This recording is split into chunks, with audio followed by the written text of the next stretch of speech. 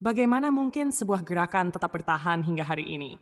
Mengapa perjuangan mereka masih tetap eksis sampai sekarang, meskipun puluhan ribu tentara Indonesia telah ditempatkan di Papua? Apakah ini semata soal kekuatan, atau ada sejarah, keyakinan, dan akar yang jauh lebih dalam yang belum banyak dipahami? Kami mau mengajarkan pemerintah kolonial Indonesia untuk jangan berwatak kolonial. Kami punya hak untuk merdeka dan berdaulat. Merdeka itu adalah hak kami. Kebenaran Tuhan akan menjaga kami. Kami merdeka bukan karena kami benci Indonesia. Saya perlu sampaikan kepada Anda. Organisasi Papua Merdeka tidak bisa disamakan dengan organisasi-organisasi yang baru lahir. Dalam organisasi Papua Merdeka itu tidak dimiliki dan tidak bisa disamakan dengan organisasi-organisasi yang baru lahir. OPM ada markasnya, OPM ada kantornya, OPM ada kop suratnya, OPM ada konstitusinya, OPM ada strukturnya, OPM ada orangnya, OPM ada militernya. Segala sesuatu yang dibangun OPM untuk bangsa Papua, untuk Anda dan saya, bukan untuk siapa-siapa. Saat ini, setelah semua organisasi sudah hancur, lihat, lihat dan catat baik. KNPB sudah hancur, PNWP sudah hancur, terbagi dua. ULMWP sudah hancur, semua sudah hancur. OPM masih tetap solid dan tidak pernah hancur. Kepemimpinannya, saya adalah kepemimpinan yang ke-9 dari kepemimpinan pertama sampai saat ini. Markas kami, markas bangsa Papua, dapur bangsa Papua yang menjadi pilar adalah markas besar OPM TPNPB Victoria. Tuhan memberkati. Salam hormat kepada seluruh rakyat bangsa Papua. Wah, wah, wah, wah, wah, wah. Salam merdeka. One people, one soul. Halo teman-teman semua, selamat datang kembali di kanal YouTube Manuskrip Papua.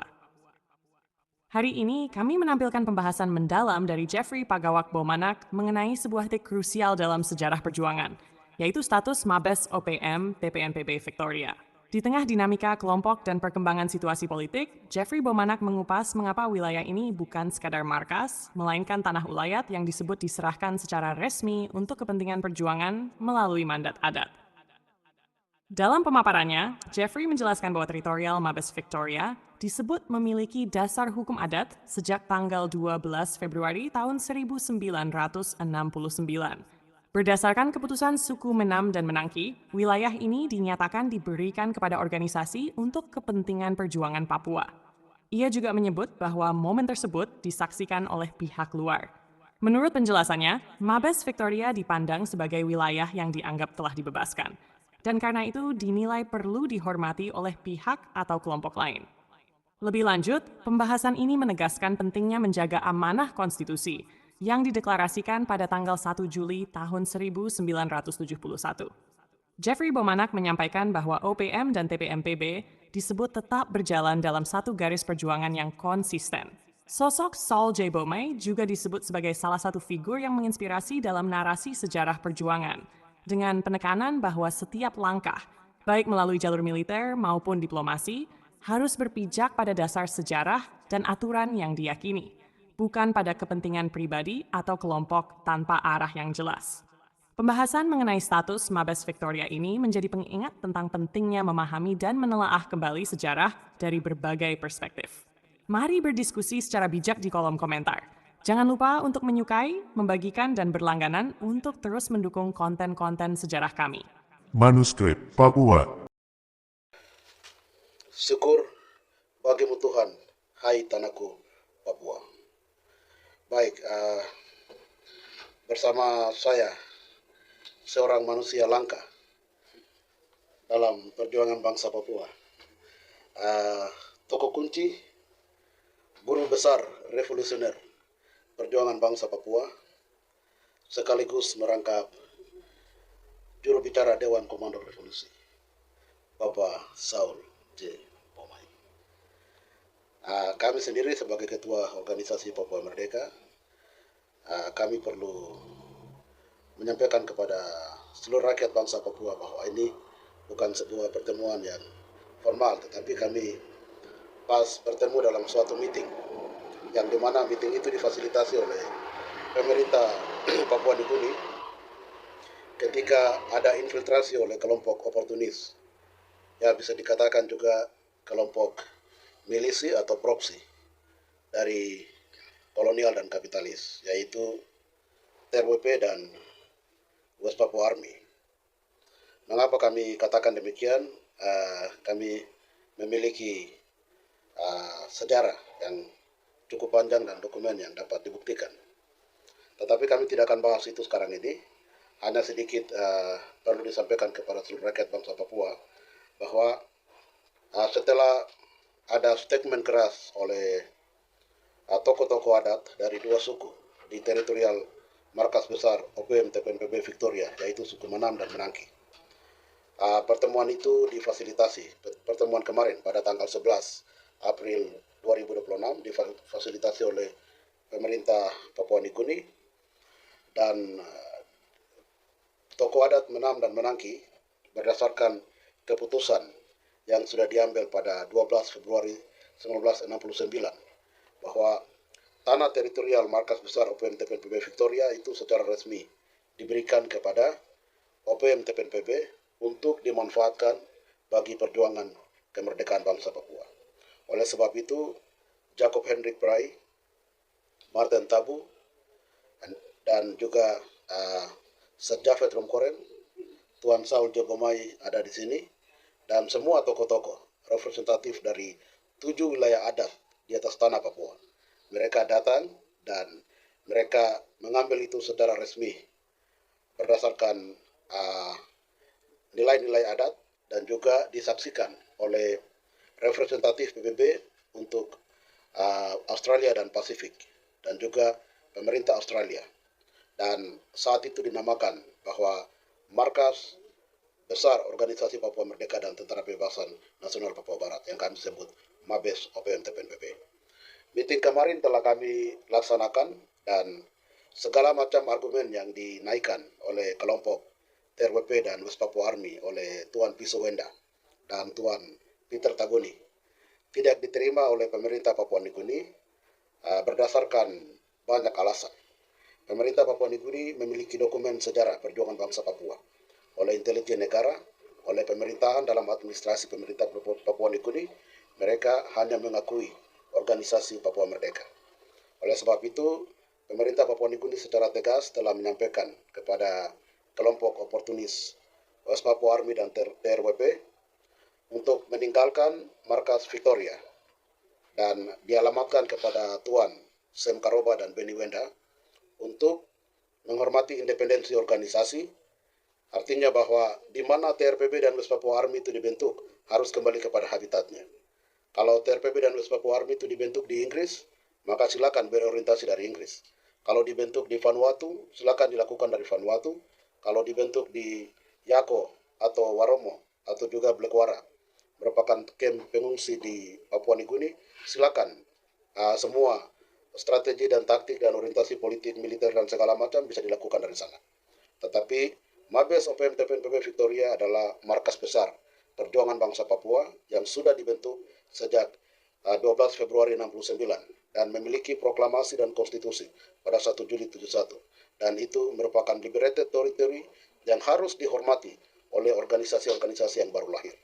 Oleh sebab itu, kami kepemimpinan Mabes OPM TPNPB Victoria dan juga masyarakat adat menerima keputusan resmi oleh pemerintah Papua Nugini dan sudah disampaikan kepada seluruh masyarakat bangsa Papua. Baik, itu merupakan pertemuan yang sudah kami lakukan kemarin, tanggal 11 2026 pada bulan ini, bulan April. Hari ini di sela-sela waktu kami bersama orang yang langka, orang yang penting, tokoh kunci sejarawan, guru revolusioner perjuangan bangsa Papua, sekaligus juru bicara Dewan Komando Revolusi, Tuan Saul Jogomai. Selamat pagi, Tuan Saul Jogomai. Selamat pagi. Dan Ketua OPM Jeffrey Bomana. Halo. Thank you. Wah. Salam. Merdeka. Kami bersyukur karena hari ini merupakan hari yang sangat penting. Kami bisa bertemu dengan orang langka. Semua teman-temannya sudah tidak ada. Semua sudah pergi. Terakhir temannya mungkin pada tahun lalu, Tuan Matias, Jenderal Matias Wenda, sudah meninggal. Walaupun mereka berbeda pandangan yang dipengaruhi oleh kami anak-anak muda, misalnya Tuan Benny dan Sem, tetapi dalam garis turunan kami tetap keluarga dalam garis bangsa kami tetap satu bangsa. Secara politik, Tuan Matias Wenda telah berakhir dengan karier militernya di West Papua Army atau TRWP. Namun Tuan Saul Jebomai adalah salah satu orang vokal, pakar militer dan pakar politik, vokal dan sangat konsisten. Bagaimana beliau mempertahankan semua komitmen yang sudah dilakukan sejak Markas Victoria dibentuk. Masa mudanya dia menghabiskan dalam perjuangan revolusi ini. Kami akan mendengarkan sedikit, ada beberapa hal yang penting kami akan tanya jawab, dan kami berpikir bahwa video ini akan penting bagi generasi saat ini dan juga generasi mendatang. Tuan Jenderal Saul Jebomai, kami perlu berdiskusi dengan Tuan seputar bagaimana Tuan, keterlibatan Tuan pada tahun berapa, dan proses manifesto dan embrio bangsa Papua pada 1 Desember 61, kemudian sampai nanti kita coba tarik ke titik di mana Markas Victoria itu dibentuk, dan bagaimana proklamasi 1 Juli itu harus dicantumkan. Setelah itu, mengapa proklamasi 1 Juli itu harus dicantumkan, dan mengapa harus kami terus mempertahankan organisasi OPM dan juga sayap militernya TPNPB. Jadi kami berikan kesempatan kepada Tuan Jenderal Saul Jebomai untuk menyampaikan beberapa hal dari perspektif sejarah. Silakan.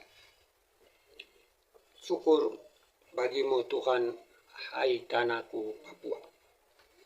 Saya Jenderal Nem Saul Jebomai WP. Saya berbicara tentang Pol Tikawil, Tapol Napol, militer UPM TPN di Republik West Papua, masuk keluar waktu rejim Soeharto. Penjara Prabowo dan Soeharto pun anak mantu, dia pangkat mayor. Itu dia tahu bahwa Jenderal Saul Jebomai grupnya dipenjarakan Kalisosok, Surabaya, di balik terali besi. Saya memang dengan Jacob Rumbiak ada di Australia, teman-teman, dan Tomanggai dipenjarakan di Cipinang, dengan Presiden Timur Leste Sesana Kusmao di penjara sama di tempat itu. Kami di Jawa Timur, Kalisosok, Surabaya. Kami 250 orang dipenjarakan LP ini. Saya bebas dari tahun 1992.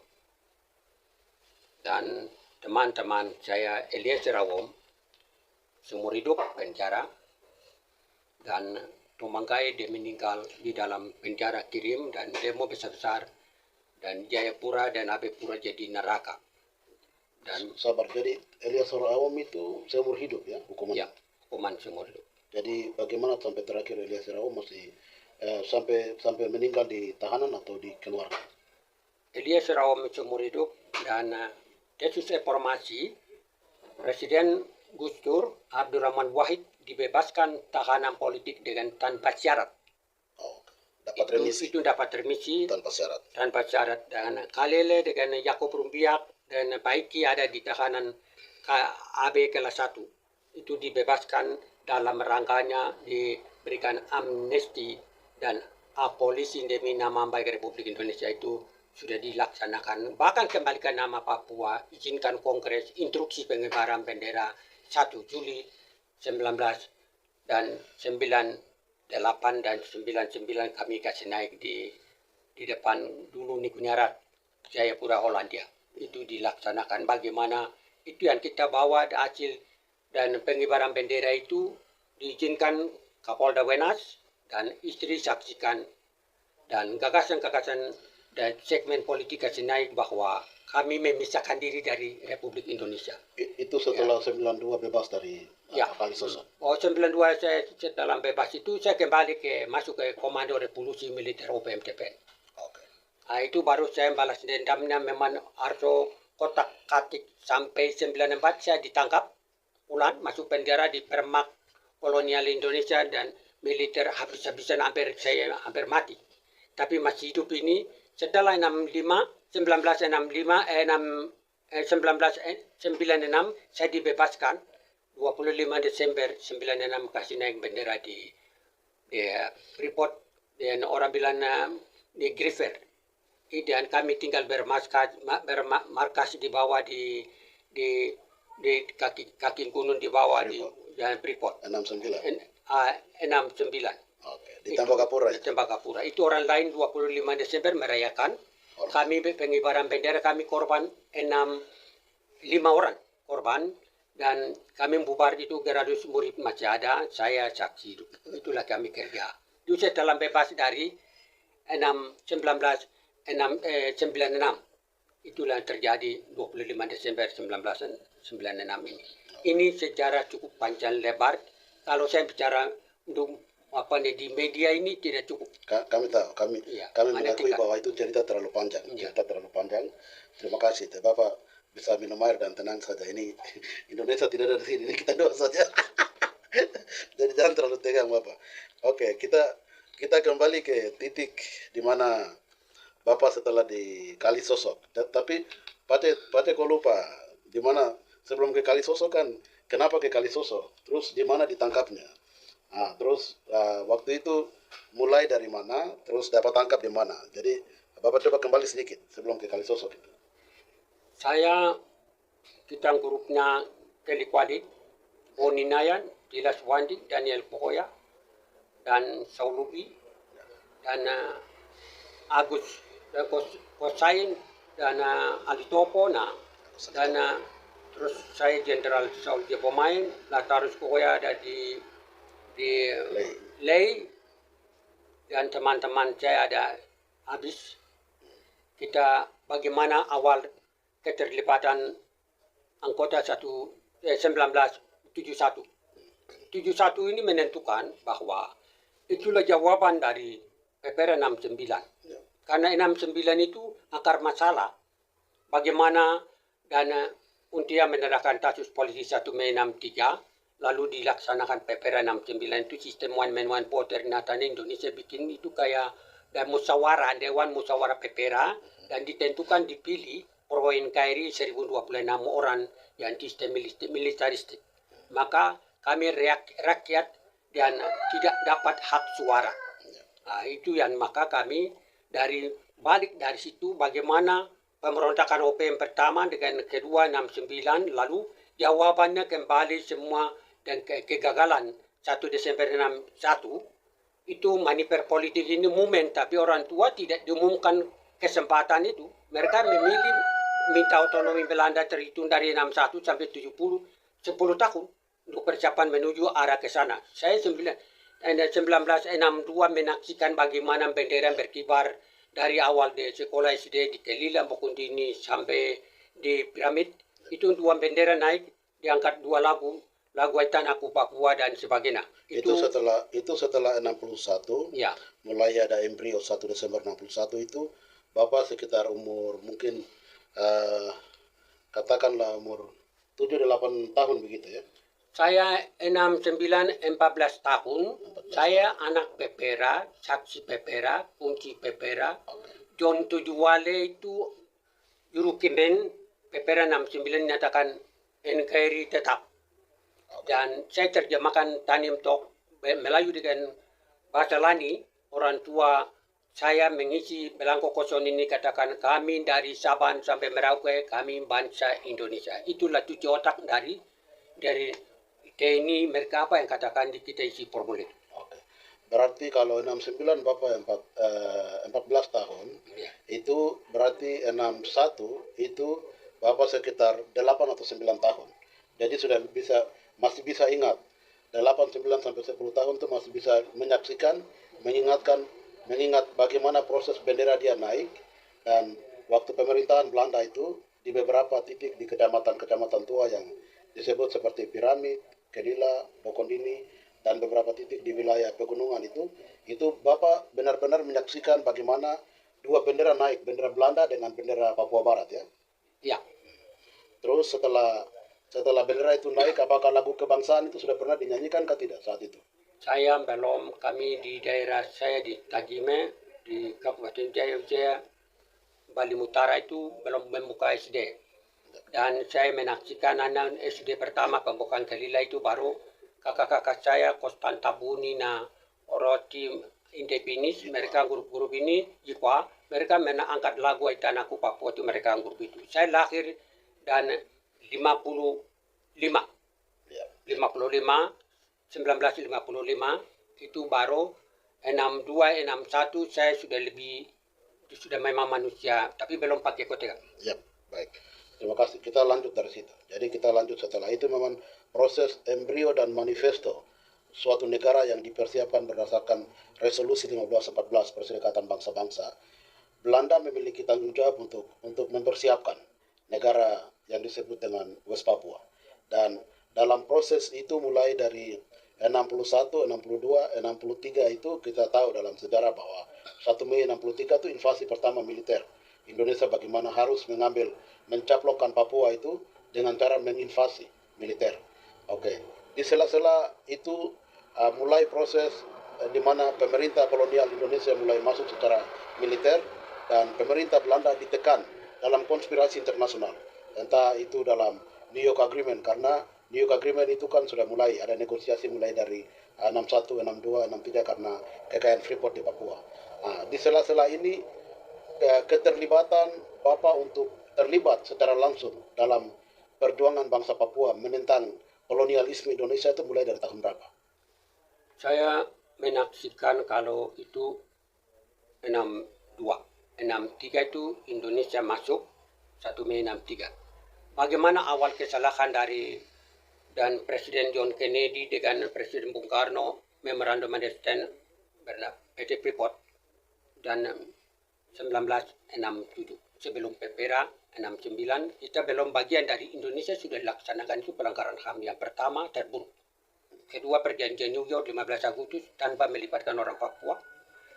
Dan semua kejahatan semua PPRA pun juga sama.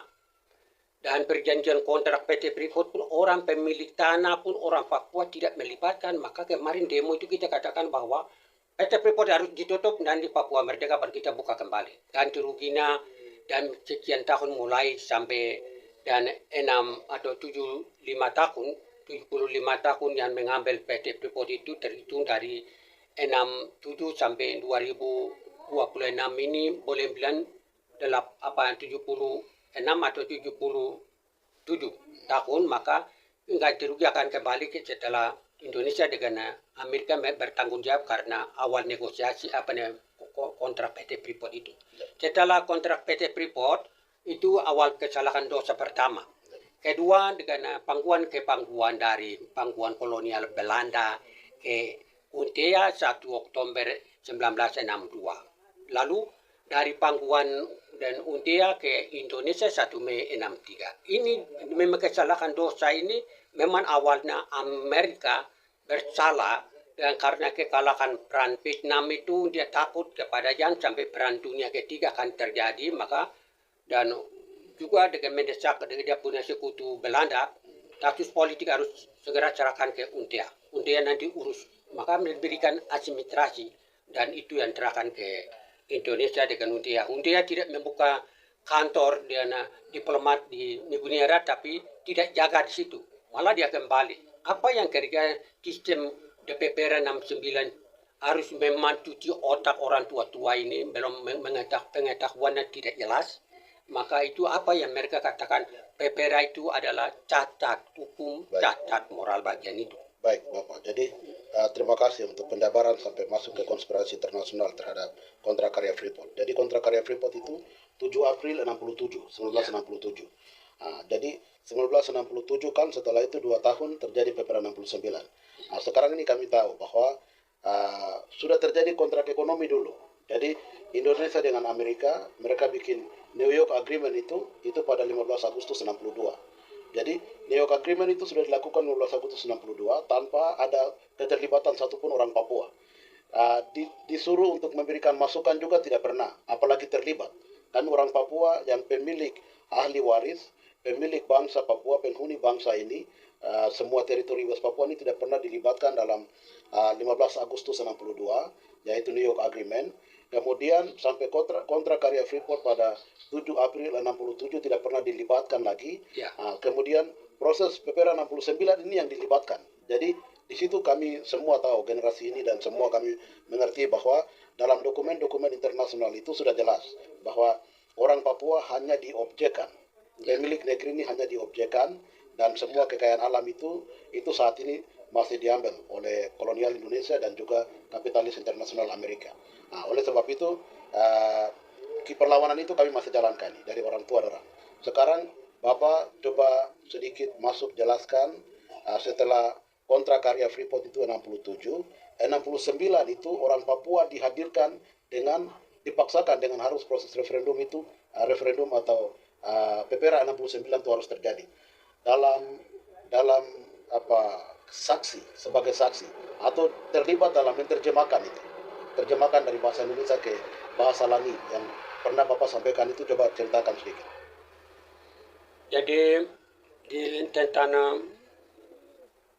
kita bicara tentang 63 masuk ke PPRA. Ya. Jadi orang Papua itu keabsahan PPRA jelas tidak memiliki hak politik karena tidak ada, katakan satu orang satu suara, tidak ada.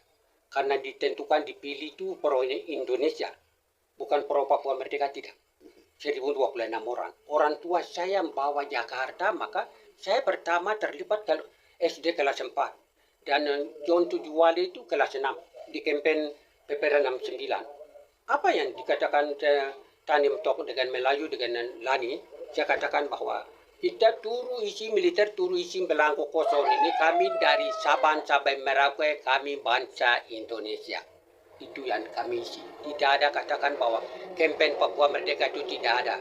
Karena tidak ada mendukung, tidak ada menjamin kebebasan untuk orang menentukan nasib sendiri itu. PBB juga melangkat. Dan apa yang administrasi menyerahkan Indonesia, PBB ditangani masalah 1 Mei 63 itu gagal.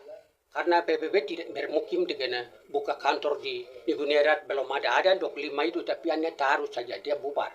Sebelum itu baru kehadiran PPRA, besok mau bikin ini baru kehadiran itu mereka datang tim PBB pasukan itu, Wamena pertama, dan pertama di Merauke dulu. Baru Wamena pertama itu baru orang tua, belum bicara apa-apa, hanya kepala-kepala suku dikumpulkan baru. Kemarin dia bilang, kami merdeka. Itu artinya kami merdeka. Merdeka itu banyak. Artinya diterjemahkan merdeka Indonesia atau merdeka Papua. Inilah salah terjemahkan, maka Indonesia bilang Indonesia tetap. Bahwa Jakarta Matias ya ditanim tok juru bicara orang tua yang terakhir 1026 orang ini. Itu awal kesalahan PPRA yang kita bicara. Jadi Jenderal Matias juga menjadi terjemah dan pernah ke Jakarta. Ya, sama-sama. Ya. Oke. Baik, saya kembali ke prosesnya. Jadi sedikit, kami terlibat, OPM terlibat OPM terlibat dan menyaksikan dalam proses kemarin referendum di Kanaki. Kemudian proses referendum lagi yang terjadi di Bougainville. Kami dari organisasi Papua Merdeka, kami mengundang KNPB. KNPB harus terlibat untuk menyaksikan karena KNPB ada bicara soal referendum ulang dan segala macam. Oleh sebab itu kami hadirkan KNPB dengan kami turun di Bougainville dan kami melihat bagaimana proses referendum. Jadi ada satu hal yang kami lihat di Bougainville itu waktu Bougainville diberikan kebebasan untuk dia bisa melakukan kampanye-kampanye politiknya. Dia berkampanye, dia menyampaikan kepada rakyat Bougainville, kalau referendum ini kita menang, kita akan punya satu negara. Nanti ekonomi kita yang sendiri kelola, politik internasional kita sendiri, begini nanti mata uang kita. Jadi format-format dan impian dan juga cita-cita bagaimana negara itu dibentuk dan nanti masa depan Bougainville itu akan bagaimana, itu PBB memberikan kesempatan terbuka secara demokratik untuk Bougainville melakukan kampanye itu. Dan juga pemerintah Papua Nugini juga diberikan kesempatan untuk mereka bisa mengkampanyekan bagaimana Papua Nugini akan melihat Bougainville ke depan. Jadi ini kita bisa katakan bahwa macam gula-gula politik, rayuan-rayuan politik ya. Jadi Papua Nugini bilang, nanti kamu akan hidup seperti begini. Dulu kita sudah perang, tapi ke depan ini kami akan mencoba untuk membuat Bougainville seperti begini. Jadi proses kampanye politik itu sangat terbuka dan tidak tertutup. Dan itu waktu kampanye saja itu 1 tahun. 1 tahun waktu kampanye. Jadi tidak tergesa-gesa, tidak ada tekanan militer, tidak ada tekanan politik, tidak ada interogasi, tidak ada teror, manipulasi dan segala macam. Sangat demokratis. Bahkan rakyat Bougainville yang ada di Port Moresby juga diberikan kotak suara untuk memilih. Rakyat Bougainville yang ada di Lae juga diberikan kotak suara untuk memilih.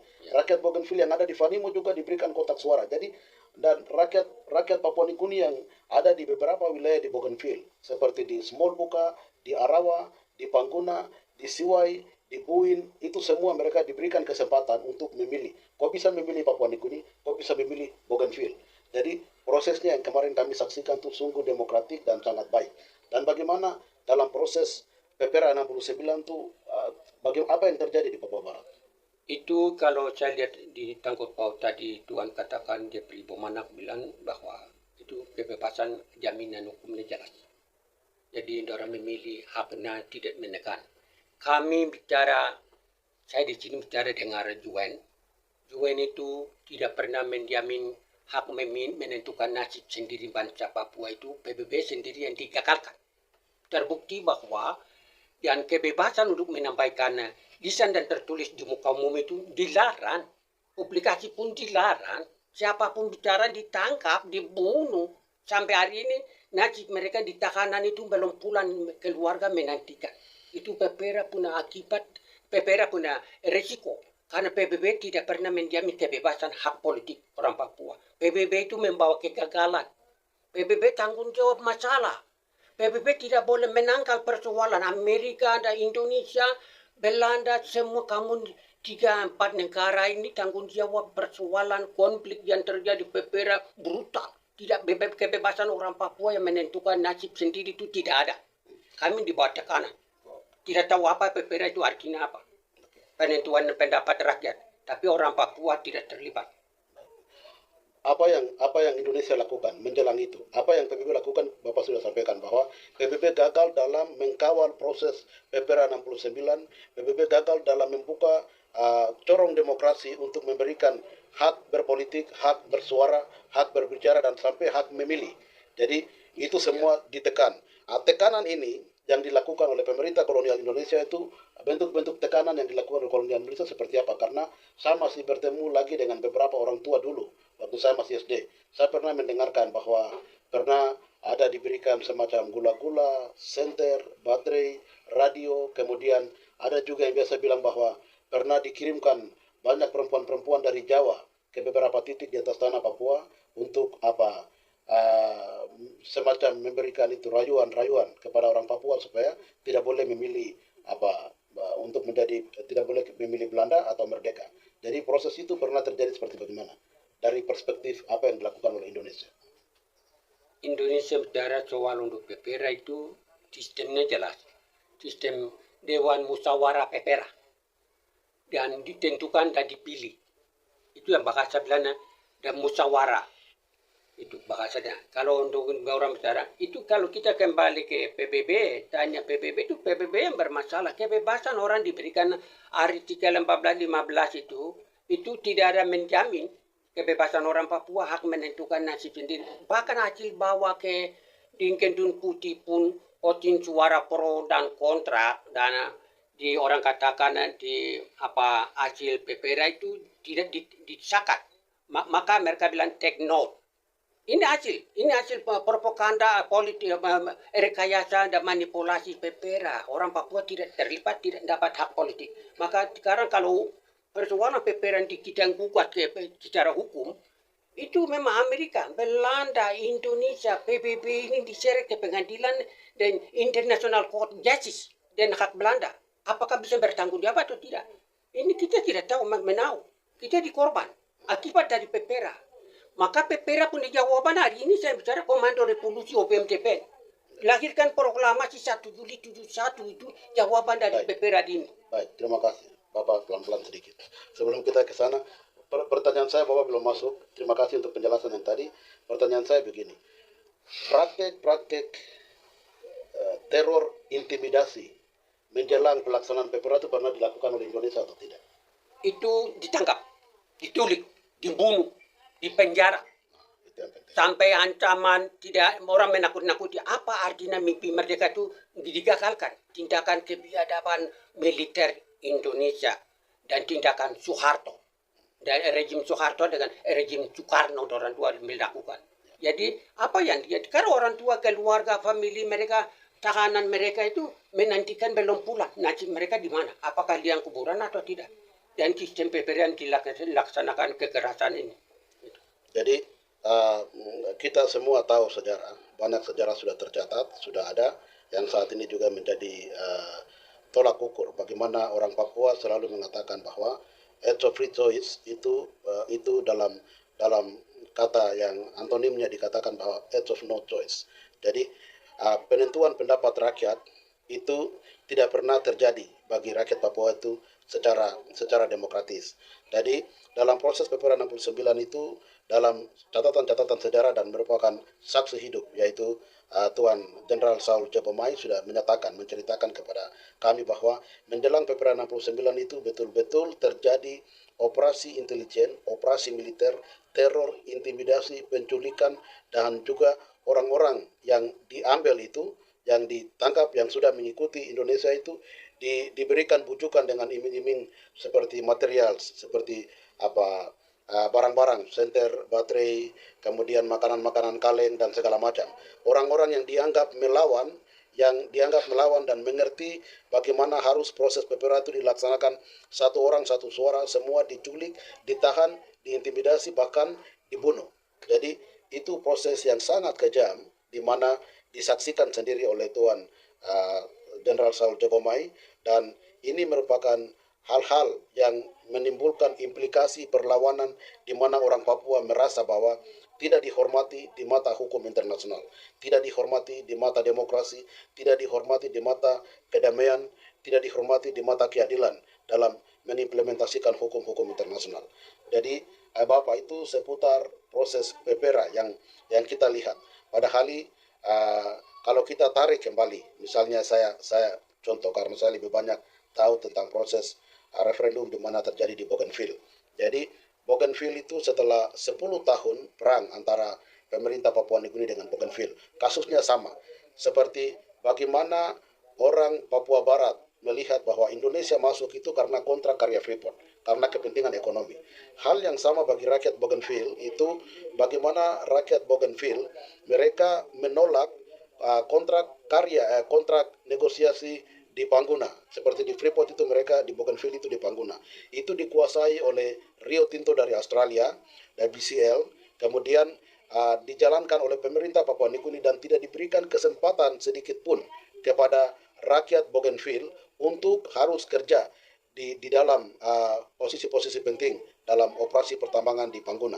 Jadi di mana orang Bougainville disposisikan sama persis dengan kami orang Papua saat ini yang tidak menikmati sedikit pun Freeport. Freeport diambil habis-habisan, entah itu 51%, 80% atau 10% oleh kolonial Indonesia, dan juga saat ini sedang dicuri oleh McMoran dari Amerika. Jadi itu proses yang sama.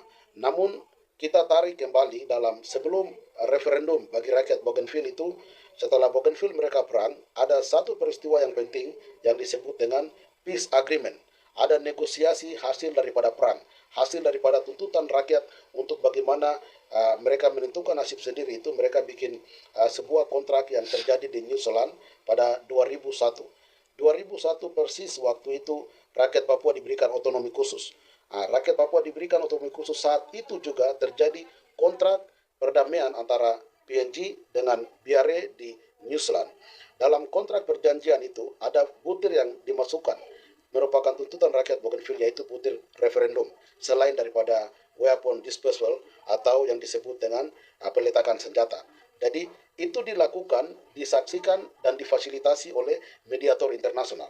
Dan proses otonomi khusus yang terjadi di Papua itu tidak pernah proses otonomi khusus itu disaksikan oleh mediator internasional. Otonomi khusus itu pun didesain oleh Indonesia yang menekankan, yang memberikan kesempatan kepada beberapa intelektual politik di Papua, misalnya Franz Wospakri, kemudian Agus Alua dan beberapa orang. Saya masih ingat persis karena saat itu kami yang demo untuk menolak otonomi khusus pada 2001. Jadi orang Papua ditekan draft otonomi khusus itu dibuat sesuai dengan pikiran Jakarta. Pasal-pasal yang lain bisa berpihak kepada orang Papua yang saat ini saya melihat MRP dengan DPRP mulai ada saling bertolakan pikiran. Kemudian ada banyak pasal-pasal dalam otonomi khusus seperti pasal-pasal dari rekonsiliasi dan peradilan HAM harus didirikan di Papua itu tidak disukseskan. Kemudian banyak penolakan seperti almarhum Doka Senembe juga sudah mengatakan bahwa tidak ada hak politik, tidak ada hak wewenang. Orang Papua diberikan uang, tetapi tidak memiliki hak politik untuk mengatur uang, memanfaatkan uang sesuai dengan aspirasi rakyat Papua. Dan ada beberapa hal yang tidak diakomodirkan, orang Papua tidak diberikan hak. Saya perlu sampaikan kepada rakyat Papua, harus mengerti bahwa dalam proses PPRA 69, kemudian mulai terjadi otonomi khusus, pemberlakuan otonomi khusus dari 2001 sampai selanjutnya ke atas sampai 2026 ini itu tidak terlepas daripada kontrak karya Freeport. Kontrak karya Freeport 67, kemudian pemerintah Indonesia bisa membuat satu badan yang disebut dengan IUPK, izin usaha pertambangan khusus. Jadi izin usaha pertambangan khusus, jadi kontrak karya 69 ini sebelum dilakukan mereka sudah bikin kontrak ekonomi 67. Jadi sebelum otonomi khusus diberikan 2001 itu sudah terjadi kontrak ekonomi perpanjangan dari 67 sampai dengan 2001. Jadi sebelum diberikan otonomi khusus itu sudah ada kontrak ekonomi Freeport dari 2001 sampai dengan 2021. Sekarang dari 2021 sebelum perpanjangan otonomi khusus itu sudah ada kontrak ekonomi lagi dari 21 sampai 2041. Jadi kita harus lihat, rakyat Papua harus jeli membaca bahwa kontrak politik itu hanya formalitas. Itu hanya bagaimana instrumen-instrumen yang dimana Jakarta mau terus menjajah orang Papua. Tetapi kontrak ekonomi itu yang menjadi penting, menjadi perhatian khusus oleh pemerintah Jakarta untuk terus mencuri semua hasil kekayaan rakyat Papua. Oleh sebab itu, dalam pemikiran OPM, bahwa kami tidak akan pernah meminta referendum ulang. Itu alasan, titik kami menjelaskan. Mengapa kami tidak akan pernah meminta referendum ulang? Mengapa OPM tidak menuntut referendum ulang, tetapi kami meminta untuk pemerintah Indonesia membuka diri, internasional membuka diri untuk menuju kepada perundingan internasional. Alasan itu akan kami konklusikan dalam pembicaraan kami saat ini, tapi Bapak, saya berikan Bapak kesempatan. Bapak punya pemikiran apa sampai selalu kami OPM katakan bahwa referendum itu kami tidak minta itu. Kami harus ada perundingan oleh pihak-pihak yang harus bertanggung jawab terhadap masalah Papua. Silakan Bapak. Saya bicara tentang otonomi dulu. Ya. Bahkan otonomi itu gula-gula politik Indonesia berikan, tapi kami menolak. Memilih dua opsi M dan O, lalu rakyat Papua dan otonomi menolak dan memilih Papua Merdeka 28 Maret 2001. Itu jelas. Sudah otonomi sudah kembalikan negara, dan terus juga dengan evaluasi otonomi Agus Alwa dengan Wospakret MRP orang bikin di tahun 2010, sama saja Anda Matius Murib dengan ketua MRP orang bikin evaluasi otonomi juga menemukan otonomi telah gagal sampai berulang-ulang kali. Jokowi dia ada tak kupas ini. Tapi bagaimana negara ini? Kami tidak minta otonomi, tapi negara punya kepentingan. Kalau otonomi bicara itu otonomi khusus, itu kalau melibatkan pihak ketiga boleh, itu baru benar. Itu orang Papua, itu kepentingan negara Jakarta, tapi kami rakyat sudah menolak. Itu otonomi yang bolak-balik. Kemarin juga, orang datang ditawarkan saya otonomi kedua itu Menteri Agama dengan Kepala BIN, terus dengan dan mantan GAM yang pernah jadi gubernur itu disaksi, mereka datang menawarkan bahwa minta otonomi jilid kedua untuk 10 tahun. Saya bilang, binatang apa yang kamu bawa? Kami sudah menolak. Kalau OPM minta otonomi itu, otonomi sudah menolak, otonomi sudah kembalikan. Jadi dengar baik Kepala BIN dengan Menteri Agama, Matius Murib dengan Yusuf Pagage saksikan apa yang saya sampaikan, bahwa kami minta ini ada dan konsep dan perundingan segitiga di bawah pengawasan pihak ketiga itu, dan politiknya sudah ada di sini agenda politik menyampaikan tertulis, dan proposal ini kamu bawa lapor ke presiden. Saya sudah sampaikan. Dan OP minta perundingan. Bahkan kehadiran Menteri Menko dan Luhut Penjahitan di Tatanan Kiri, dan saya sudah sampaikan kehadiran 9 dubes sama-sama. Apa yang saya sampaikan bahwa kami minta perundingan. OPM itu minta perundingan segitiga di bawah pengawasan. Bahkan jaminan kemarin Igyanus Koya, penandarahan itu kami minta di paradoks Papua bicara bulan balik hal yang sama. Tapi betapa hebatnya Indonesia kepala batu, kepala hukum. Tidak mau kompromi dengan OPM. Gagal semua. Kebijakan negara gagal. Sekarang orang bicara tentang otonomi itu, otonomi kami sudah menolak, sudah kembalikan. Berulang-ulang kali. Demo hebat. Itu kami tidak, itu otonomi yang ada di Papua itu kepentingan negara. Mani nobat. Prabowo juga kiaman. Jokowi sama modelnya. Baik. Itu yang saya sampaikan untuk penjelasan otonomi. Otonomi kami tidak tahu. Baik, terima kasih Bapak. Ini Prabowo belum ada sini, jadi kalau ada sini sudah pakai kipas. Jadi, oke, saya kembali ke titik di mana ini hal yang penting harus dijelaskan. Referendum itu tidak bisa lahir sendiri. Referendum tidak bisa lahir sendiri. Kemudian PPRA 69 tidak bisa lahir sendiri. Tetapi ada kontrak ekonomi mendahului semua proses yang bersifat temporal, bersifat eksiden, yang dimana dilakukan dalam proses referendum bagi bangsa Papua. Yang kami mau jelaskan di sini kepada rakyat Papua bahwa isu referendum itu tidak efisien dalam perjuangan bangsa Papua. Mengapa kami katakan itu? Ketika KNPB hampir 10 tahun disampaikan oleh saudara Beni Wenda bahwa harus KNPB menjalankan referendum. Kita semua menjadi saksi bahwa sudah berapa kali semua aktivis-aktivis ditangkap, dibunuh dengan isu referendum. Waktu pertemuan 2015 atau 2016 itu saya pernah mempertanyakan satu pertanyaan penting kepada Jennifer Robinson dan saudara Beni Wenda dalam pertemuan di Solomon Island. Dan ini saya perlu sampaikan kepada rakyat Papua, dan ini merupakan media publik. Saya sampaikan kepada saudara Beni bahwa kalau Beni dan Jennifer Robinson menekan rakyat Papua untuk harus melaksanakan referendum. Waktu itu, kalau tidak salah, KNPB melakukan isu besar-besaran bahwa referendum akan terjadi 2019. Ada beberapa pemimpin politik KNPB sudah menggempor-gemporkan dan memberikan janji politik kepada orang Papua bahwa referendum sudah pasti akan terjadi 2019. Kami yakin bahwa politisi KNPB tidak mungkin berbicara itu, tetapi pasti saudara Beni Wenda dan Jennifer Robinson yang menyampaikan bahwa referendum akan terjadi 2019.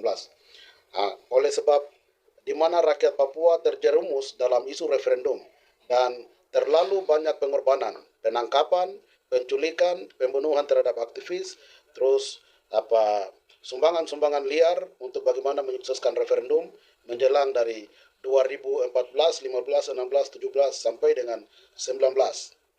Saya bertanya kepada Jennifer Robinson, berdasarkan proses referendum yang saya mengerti secara komprehensif bagi Bougainville dan Kanaki.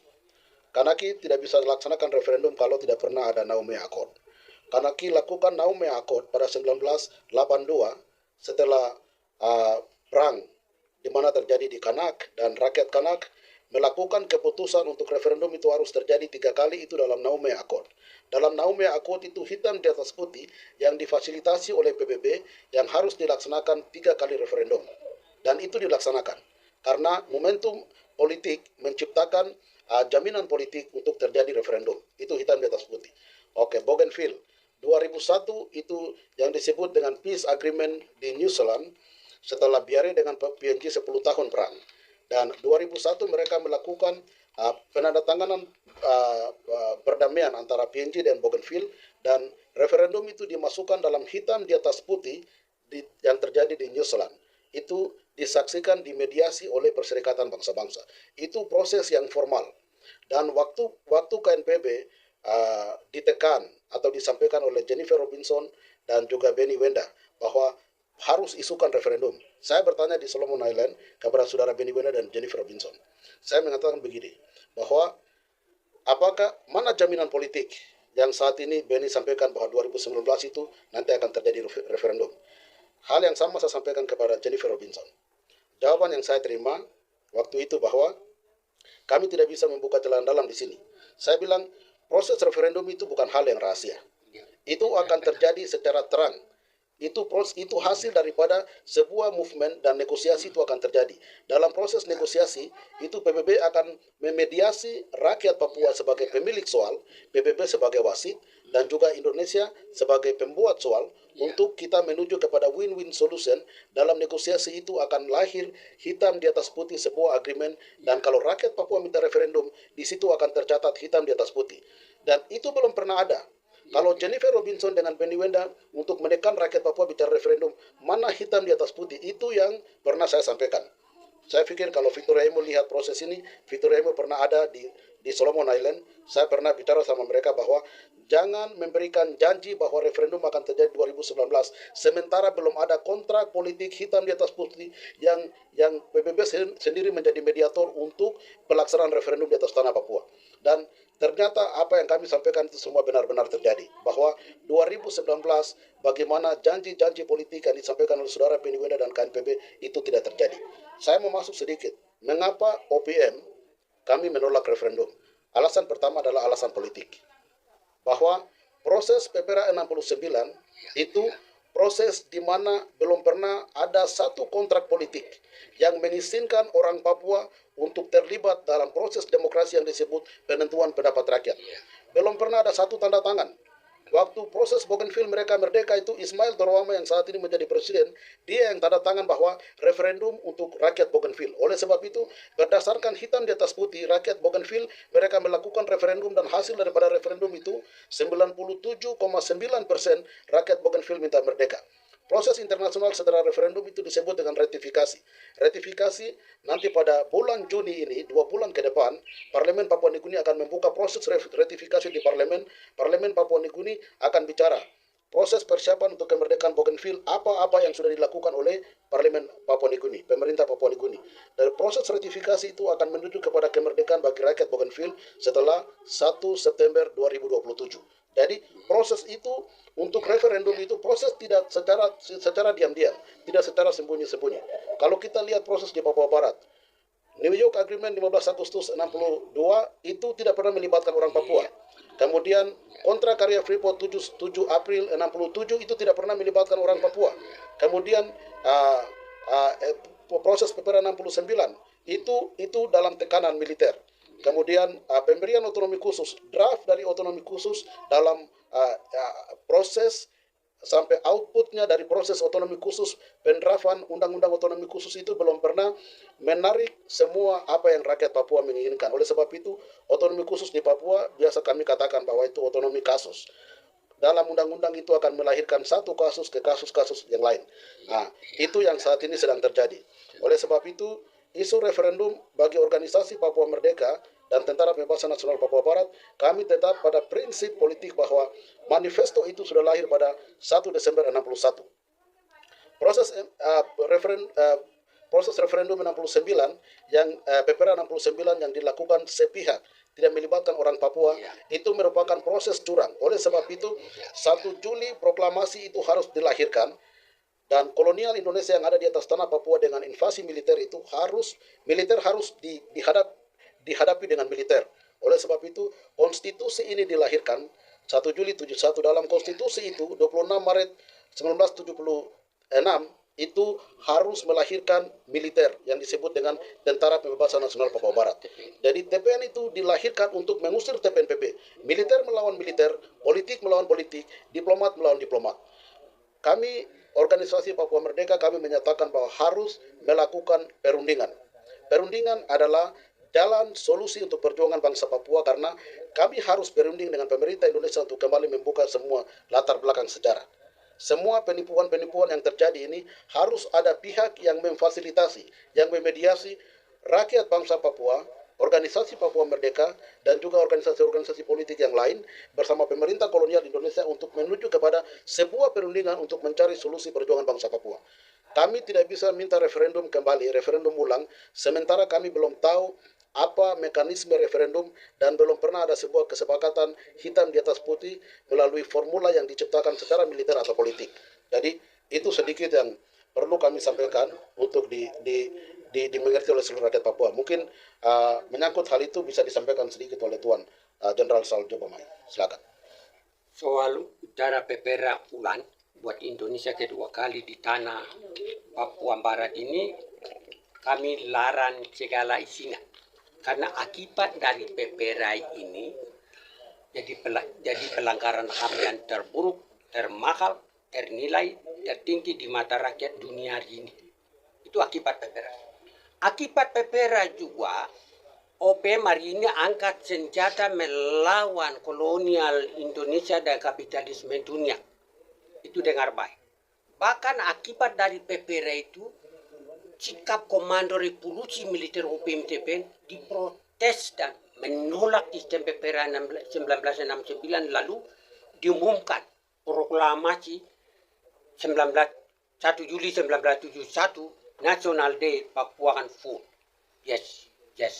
Bahkan orang katakan de facto de jure di Republik West Papua. Itu jelas, itu jawaban dari Pepera. Maka sikap komando ini hari ini berbicara, saya pelaku dan pendirian komando, saya bilang bahwa Pepera untuk siapa? Saya tanya, Pepera untuk siapa? Kompeni Wenda KNPP bicara. Kemarin saya sudah jelaskan, Pak. Pepera tidak boleh pulang buat Indonesia kedua kali di tanah litaran. Akibat Pepera itu kan OP Marina angkat senjata lawan. Bahkan lahir dan proklamasi 1 Juli itu jawaban Pepera 69 itu dinyatakan bahwa Pepera adalah cacat hukum, cacat moral hari ini. Komando Revolusi OPM TPN, saya jubir Komando Revolusi OPM TPN hari ini.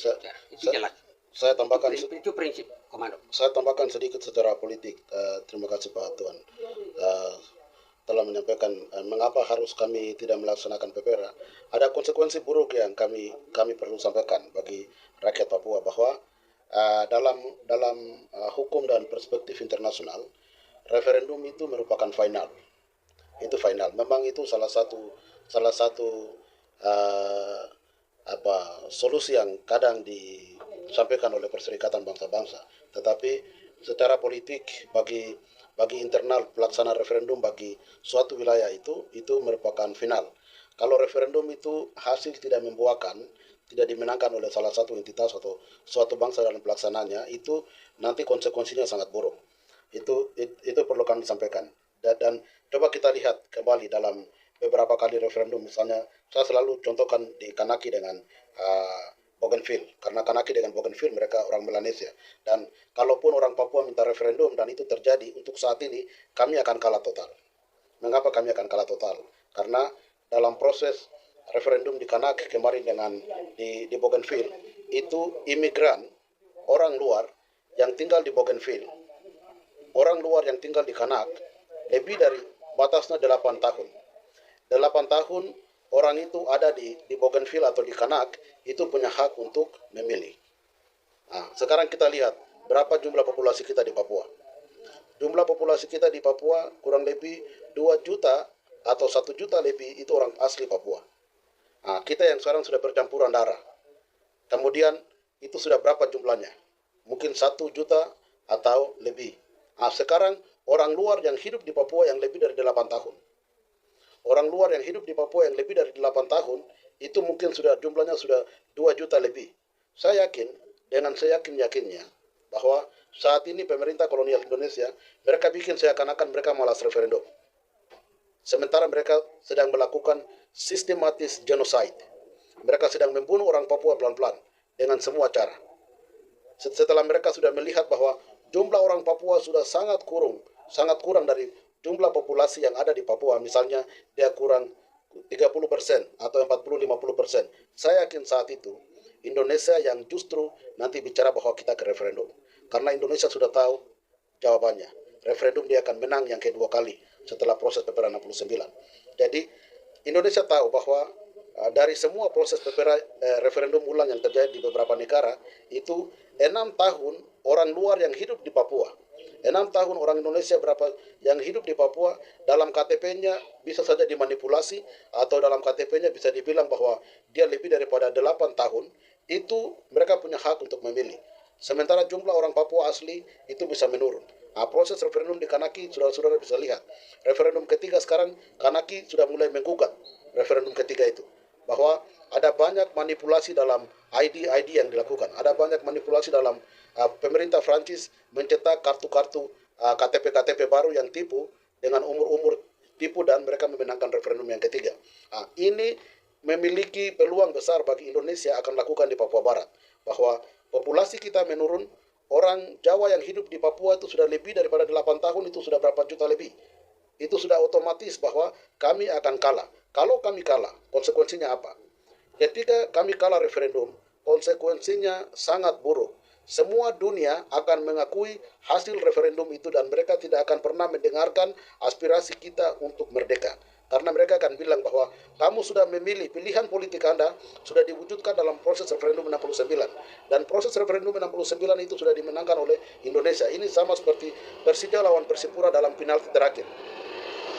Dalam satu laga penalti terakhir itu kalau dimenangkan oleh Persija, itu kemenangan mutlak sudah Persija. Dan proses ini bisa terjadi di Papua Barat. Oleh sebab itu, secara politik, kami melihat konsekuensi ini, organisasi Papua Merdeka tidak memilih jalan referendum.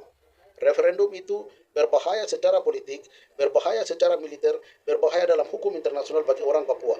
Dan referendum sudah kami lakukan pada proses PPRA 69 yang dilakukan sangat curang bagi orang Papua. Tidak mungkin kami kembali lagi dalam proses yang sama.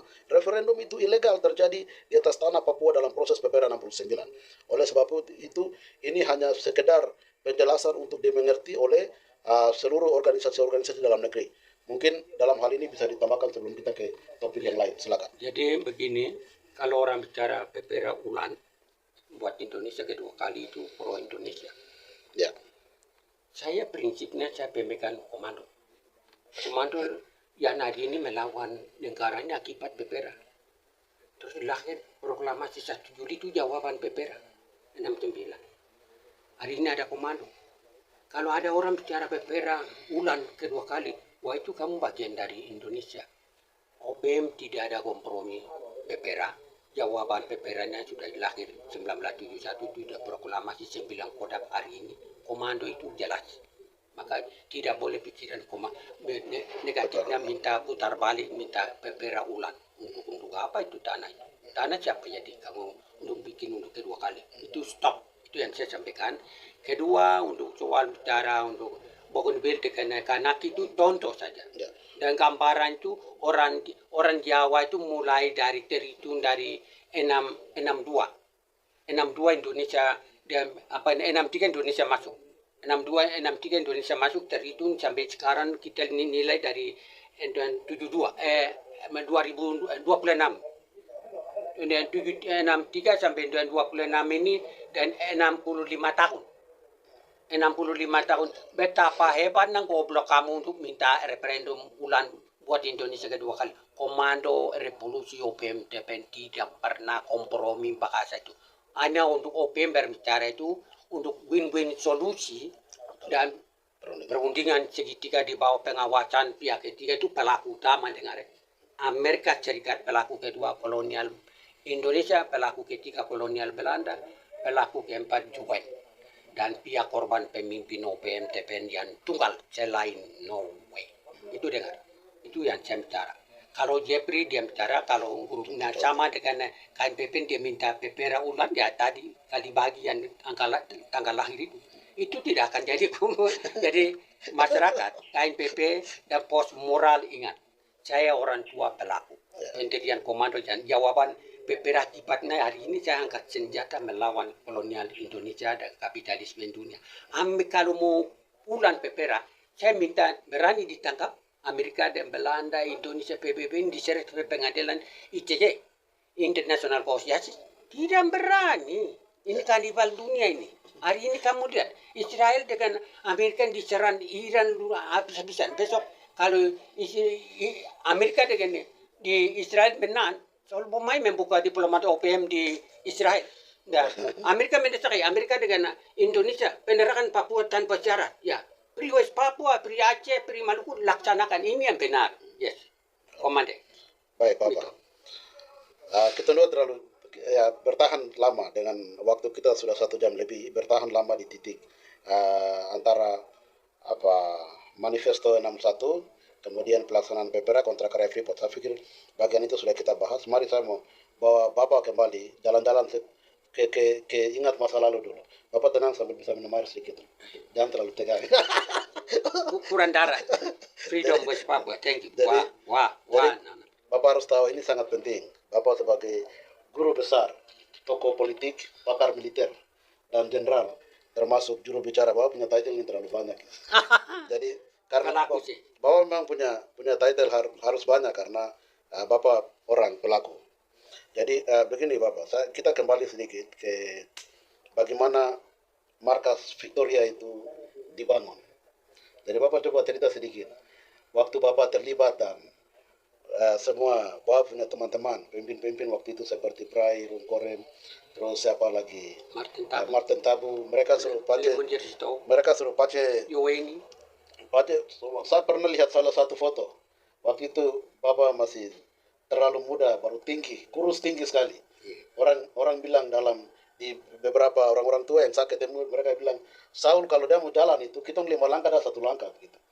Orangnya ganteng, gagah, orang hebat, badannya memang kekar, dan masih ada sampai sekarang ini Bapak masih perawan juga. jadi Bapak coba jelaskan keterlibatan Bapak dalam mulai terlibat dalam OPM, membangun markas besar. Kemudian kami anak-anak yang lahir di Wamena, di gunung hampir semua ini, kami anak-anak kan biasa dengar ada satu cerita. Ada satu orang kurus tinggi panjang, baru dia orangnya memang nakal, tapi ganteng. Dia naik baru dia bilang di Bolakme kalau tidak salah. Bolakme antara piramid, Takime Bolakme di situ. Buka perang, tahan perang, dan kunci perang setelah Papua merdeka. Jadi prosesnya naik dari markas sampai bisa naik ke atas itu, coba Bapak cerita sedikit. Bapak disampaikan oleh siapa dan bawa apa dan itu, silakan. Terima kasih. Saya terlibat OPM setelah 69. Hormat. Kakak om saya Bill Tabuni, Obe Tabuni, asal dari Piramid. Agus Alitopo, Saurubi, Latarus ada di Latarus Koya. Teman-teman semua kami orang Watega habis dan terlibat di dalam di Mabes OPM TPN hari ini dalam bicara dana di Victoria. Itu Victoria yang untuk sekarang Bapak orang diberikan manen dengan menangki taruh dan markas OPM ini itu berdasarkan proklamasi 1 Juli 71 pemerintah Papua Nugini belum merdeka. Jadi kami sudah wilayah Boda di distrik Bewani ini markas OPM. Itu yang kemarin Bapak bicara dalam meeting. Dalam meeting Bapak bicara terus. Itu sah. Itu Komando Revolusi OPM TPN deklarasi 1 Juli 71. Dan OPM penanggung jawab politik TPN saya militer sesuai dengan konstitusi dan undang-undang 1971. Itu jelas.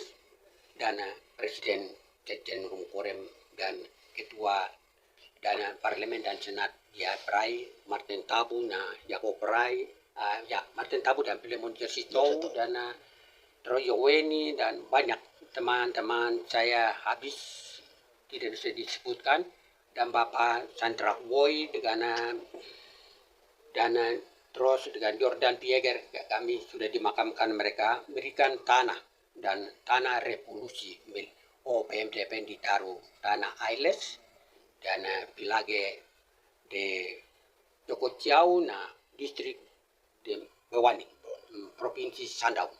Sebelum Papua Nugini merdeka. Papua Nugini merdeka 1975 itu merdeka. Saya pendidikan militer dan orang bilang elit komando saya. Dan bagaimana Kelly Boni Nayan, Tilas Wandi, Daniel Koya, Saul Jebomai, tim penerangan masuk ke saya Bernard Mawen dengan Alex Regi dan Martin Tabu dan Matias Tabu. Martin Tabu berata kakaknya. Jadi dia di penjara seumur hidup di Jakarta baru meninggal. Jadi itulah memang awal penerangan. Saya tahap kedua dari masyarakat jalan kaki tiba di markas Victoria dan udah benar rombongan di Juklere ditewas banyak dan 30 orang ditulik, dibunuh dan oleh kekejaman jalan salah memilih tempus dimasuk di dalam liang kuburan. satu orang lolos dari mau negaraman itu. Dan Kiben Tabuni dengan rombongan lolos masuk di markas Victoria di Bewan. Dan Bewan maupun di Tiben Pakawa rombongan banyak. Lukas Tabuni tidak. Tiben Pakawa rombongan orang masuk ke di Bewan dan terus sampai di atas di Martin Tabu punya hutan orang bilangan di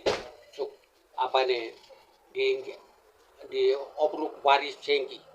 Itu yang orang masuk di situ baru kami ketemu menerima, mereka katakan kami sudah buka markas OPM di Balim dari awal pertama dan Jomer Tabuni dengan Elias Jikwa orang buka Gunung Tari. Itu baru seluruh dengan di Wamena semua sudah latihan peran dengan tombak dan anak panah. Itu yang pertama. Dan terus dan saya dapat diberikan mandat untuk 9 kodam ini, kodam 2 diberikan untuk pergi untuk diumumkan perang membuka sayap militer. Itu yang terjadi tahun 1977.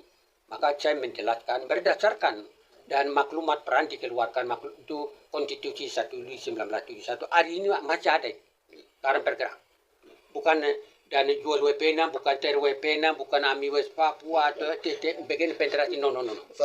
Itu orang tipu. Jadi saya kembali ke 1 Juli 1971 itu memberikan maklumat peran itu saya pergi buka peran di daerah Balim di muka umum masyarakat. Bapak setelah tiba di markas Victoria jalan kaki naik? Ya jalan kaki tempuh dengan masuk ke Kobakma di 1 bulan dan Matius Tabu dengan rombongan dia Panglima Komando Daerah, saya Komandan Operasi. Itulah tiba di daerah Balim dan terus pertama kami tutup di lapangan Pagai Membramo, kedua dengan Kobakma, tentara Indonesia mati dan 11 kami 2 orang tewas. Itu waktu umpan dengan sepak bola. Ya itulah kita tidak menerbu ambil senjata mereka. Terus kedua saya membuka dengan peran di pos piramid. Pos piramid itu baru menerbu jam 5 dan jam 6 gelap-gelap dan umpan dengan babi bawa 1 ekor dan Naftali Tabuni umpan kemudian keluar dia tidak ada, saya balik angkat dia punya senjata yang kantun itu balik datang kembali saya katakan angkat tangan. Dia angkat tangan, dia perintahkan ya anak buah keluar dengan celana kolor 2 kilometer. Itu sudah menunjukkan sudah 8 meter orang keluar dengan semua siarap di situ baru perintahkan masuk dengan mereka semua dan anak buahnya 5 orang 10 orang mati dikuburkan di pos piramid dan komandan dan 3 orang ditahan. Guru-guru bapak dan si komandan polisi di pos piramid itu dan Domingus punya bapak juga guru di piramid dan terus Pigai dan dia guru. Pigome orang 2 di situ.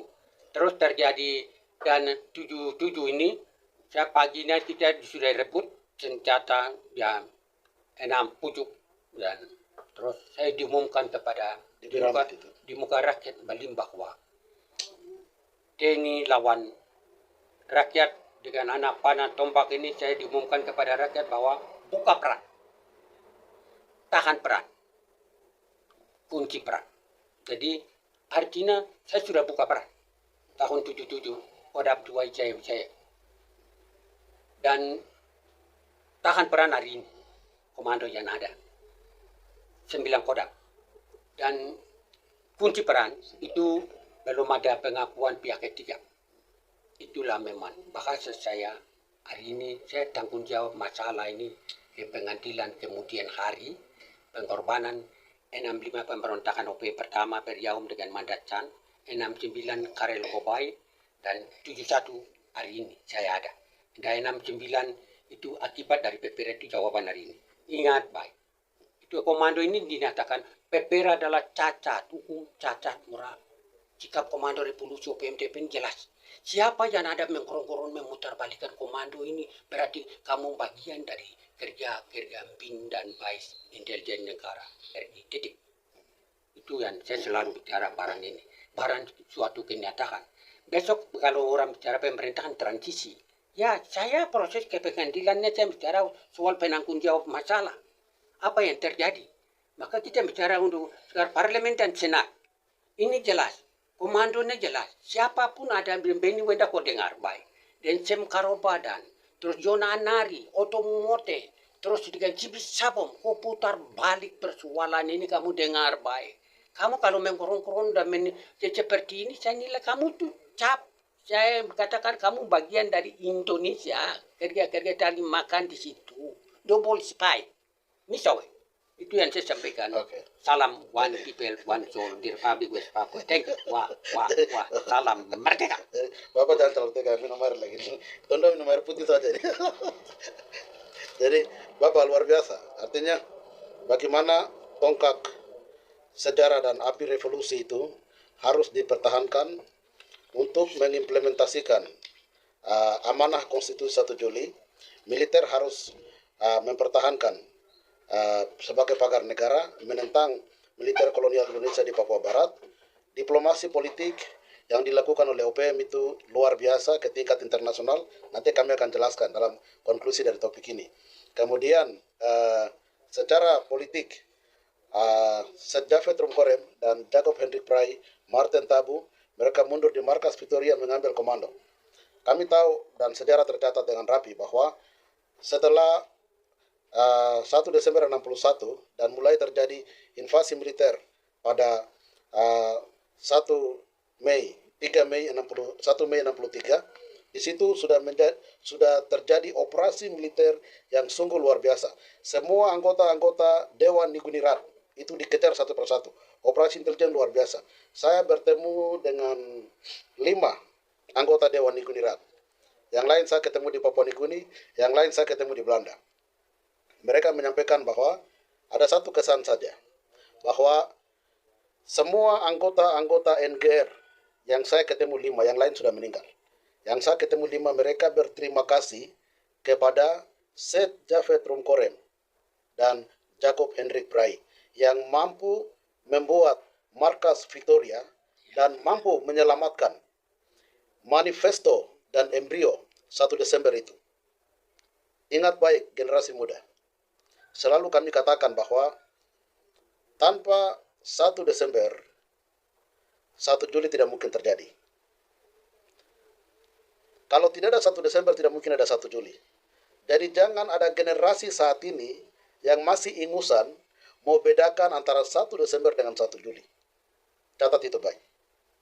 Tanpa 1 Juli, 1 Desember tidak ada arti. Kalau tidak ada proklamasi 1 Juli, 1 Desember itu tidak mungkin dipertahankan. Anda dengan saya, kami adalah generasi 1975, 1985 ke atas.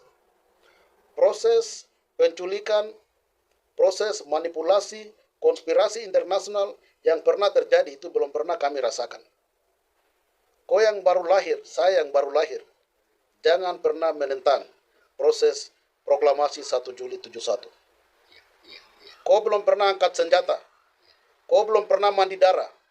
Kau belum pernah mengusir kolonial Indonesia dari atas tanah Papua. Kau belum pernah tahan lapar, mandi hujan, tahan panas. Kau belum pernah menyaksikan bagaimana saudara-saudaranya dibunuh, berlumpuran darah, mandi darah dalam perang. Terjadi di Tanah Besar, terjadi di Manokwari, terjadi di beberapa titik di atas tanah Papua. Proses ini bukan main-main. Jadi kalau ada satu generasi yang masih ingusan, masih kaki basah-basah, yang bilang bahwa proses 1 Desember 61 yang sah dan 1 Juli tidak sah, jangan menentang sejarah. Catat itu Mbak ya. 1 Desember, 1 Juli tidak mungkin ada kalau tidak ada 1 Desember. 1 Desember tidak akan pernah dipertahankan dan tidak ada arti kalau tidak ada 1 Juli. 1 Juli mampu memproklamirkan bahwa embrio dan manifesto 1 Desember adalah sah. Bendera sah, lagu kebangsaan sah, itu diwujudkan dalam proklamasi 1 Juli 71. Dalam konstitusi 1 Juli 71, perwujudan pengakuan terhadap Manifesto 1 Desember itu dilakukan dalam proklamasi 1 Juli 71. Sesuai dengan hukum internasional yang disebut dengan Unilateral Act. Kalau belum pernah ada proklamasi 1 Juli 71, pemerintah Indonesia dengan leluasa mensahkan hasil PPRA 69, hasil PPRA resolusi 2504, PPRA 69 disahkan. Tetapi markas Victoria dibangun oleh organisasi Papua Merdeka. Organisasi Papua Merdeka sebagai organisasi induk mengakomodir, melakukan konsolidasi politik dari representatif seluruh pemimpin-pemimpin politik 7 wilayah adat di atas tanah Papua untuk mempertahankan tanpa ada satu anggota NKR. Anggota NKR diculik, ditembak, anggota NKR dipenjarakan, dan anggota NKR semua dilemparkan ke Papua Nugini dan keluar ke Eropa. Catat ini baik. Orang-orang tua kami, anggota NKR, mereka biasa berterima kasih terhadap proses proklamasi 1 Juli 71. Ya. Satu dua anggota NKR atau orang-orang yang pernah ada politisi-politisi Belanda yang kami lihat saat ini tidak pernah menghormati proses proklamasi. Proklamasi dicantumkan dalam keadaan perang, dalam keadaan operasi militer untuk mewujudkan kepada dunia bahwa proses manifesto itu sah dan kami adalah sebuah bangsa yang mau merdeka, yang punya hak sama seperti bangsa-bangsa lain di seluruh dunia. Itu makna pentingnya. Kalau tidak ada proklamasi, tidak mungkin lahir TPNPB. Kawan-kawan yang bikin militer-militer tandingan, catat baik. TPNPB itu dia lahir di dalam konstitusi yang disebut Konstitusi 1 Juli 71. Konstitusi itu dalam pasal yang melahirkan TPNPB pada 26 Maret 1973, di situ lahir semua undang-undang yang mensahkan tentang pangkat, jabatan, administrasi militer dari yang disebut dengan TPNPB. Kalau bikin militer-militer tandingan seperti TRWP, West Papua Army, kalian ambil pangkat dan jabatan dan atribut dari mana? Demi hukum berdasarkan piagam Organisasi Papua Merdeka dan Konstitusi 1 Juli 71, demi hukum semua militer-militer ilegal, TRWP, West Papua Army, TNWP atau apapun WP-WP yang dilakukan itu adalah ilegal dalam aturan Organisasi Perjuangan Bangsa Papua. Kalau ada satu oknum, satu politisi, ataupun satu diplomat yang bicara bahwa OPM itu sudah mati, OPM itu sudah tidak ada, kau berdiri dari organisasi apa? Misalnya saya baru lihat kawan saya yang dulu waktu saya demo dan biasa di belakang saya, tidak pernah tampil, tidak pernah pimpin massa juga seperti saya. Setelah Teis mati tidak pernah ada satu orang pun yang pimpin massa di Jayapura. Kami ini pegang mic dan organisir ribuan massa keluar masuk penjara. Kami orbitkan Philip Karma dan Yusak Pakage termasuk Jenderal Saul Jebomai dalam demo-demonstrasi yang luar biasa sampai dengan berakhir pada demo tutup Freeport 16 Maret 2006. Saya mau sampaikan kepada kawan, Ko John Anari, dengar baik. Ko teman saya dulu yang ada di belakang layar, tidak pernah memimpin massa. Kalau Anda bilang OPM sudah tidak ada, sejarahnya sangat panjang. Kau kembali ke Kebar, kembali ke Manokwari, nanti kau orang-orang tua akan kasih ajar kau tentang sejarah OPM. OPM adalah organisasi yang lahir setelah 65. Organisasi itu bukan milik Kebar, bukan milik Manokwari, bukan milik Sorong, tapi organisasi Papua Merdeka itu milik bangsa Papua yang diantar ke markas besar OPM TPNPB Victoria. Kalau saya mau bilang, Presiden Syed Javed Rumkorem itu bukan orang Wamena, tidak perlu saya mendukung. Saya bisa katakan itu. Tapi ini bukan perjuangan Wamena merdeka. Ini bukan perjuangan Biak merdeka. Ini bukan perjuangan Sorong merdeka. Ini bukan perjuangan Pania merdeka. Ini perjuangan Papua merdeka. Menjadi generasi dalam suatu bangsa yang sedang dijajah, harus generasi itu kenal sejarahnya, berdiri di atas sejarahnya, berjuang untuk melawan bangsa-bangsa lain.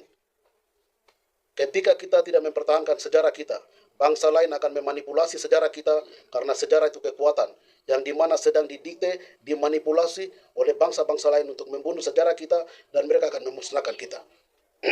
Jadi itu merupakan makna di mana kami harus sampaikan kepada generasi-generasi muda yang menyatakan bahwa OPM sudah tidak ada. Kelanjutan daripada statement-statement penting saat ini bahwa OPM itu kantor pusatnya di markas besar OPM TPNPB Victoria. Itu kantornya. Kalau mau tahu tentang Konstitusi 1 Juli, datang ke Mabes OPM TPNPB Victoria. Kalau mau tahu tentang anggaran dasar organisasi Papua Merdeka, datang ke Mabes OPM TPNPB Victoria. Kalau mau tahu tentang struktur OPM TPNPB Victoria, datang ke markas. Kalau mau tahu tentang korps diplomat, sayap militer, dan semua yang dikerjakan oleh organisasi Papua Merdeka, datang kembali ke kantor pusat markas besar OPM TPNPB Victoria. Itu merupakan penegasan bahwa kalau ada generasi-generasi yang menyatakan bahwa OPM tidak ada, itu berarti dia generasi-generasi yang dicetak oleh kolonial Indonesia untuk mau memanipulasi sejarah. Penegasan ini sangat penting. Mungkin kami akan membahas satu topik terakhir sebelum kami menutup pertemuan kita malam ini. Bagaimana pandangan Bapak Jenderal, pandangan terlalu tegang, Bapak Jenderal Saul J. Bomai tentang pembentukan militer baru dan juga pembentukan ULMP. Kami akan menambahkan sedikit terakhir. Mengapa ULMP dia hancur? Mungkinkah karena ada sesuatu yang tidak benar? Kami akan jelaskan. Tapi bagaimana pandangan Bapak Jenderal Saul J. Bomai tentang apa yang sebelum saya menuju ke sana ada satu yang saya lupa. Ini sekarang ada banyak anak-anak muda yang mulai mengangkat diri sebagai panglima tertinggi. Misalnya Tuan Jona Nari, dia bilang dia sebagai panglima tertinggi. Apakah ini prosesnya dalam sistem Bapak sebagai pakar militer dan juga militer TPNPB OPM? Apakah orang bisa mendapat pangkat panglima sebagai panglima tertinggi itu dalam ini atau harus melalui prosedur militer, pelatihan dan segala macam? Silakan Bapak. Kalau orang bicara panglima tertinggi, itu artinya panglima merangkap presiden. Itu dia punya artinya. Panglima merangkap presiden, itu panglima tertinggi. Jona Nari itu hanya impian dan double spite. Dasar belakangnya saya sudah lihat. Jadi jangan bicara soal panglima tertinggi. Kalau bicara soal di Goliat itu dia ada kerja. Ada peran, maka itu panglima memang. Panglima komando pusat. Itu bisa jadi atau panglima peran. Itu bisa. Kalau itu saya jelaskan soal panglima tertinggi dengan panglima kodap komando daerah.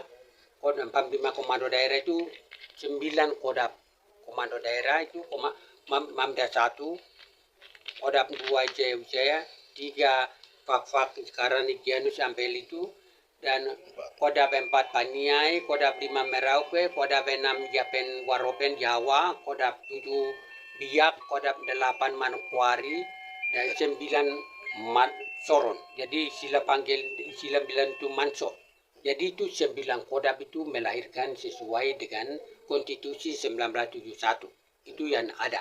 Kalau selain yang 36 kodap ini Sibis Sabon putar balik tidak pernah akui 1 Juli 71, dia menangkal baru klaim diri bahwa dia dan manajemen lah, dan dia bicara Komnas HAM RI lah, itu orang gila. Kalau besok dia Bapak Sibis Sabon kau lari di mana? Kau pernah celana dalam saya ada pegang, kau menangkal 1 Juli 71, orang tua bodoh ini yang bikin barat mimpi merdeka hari ini.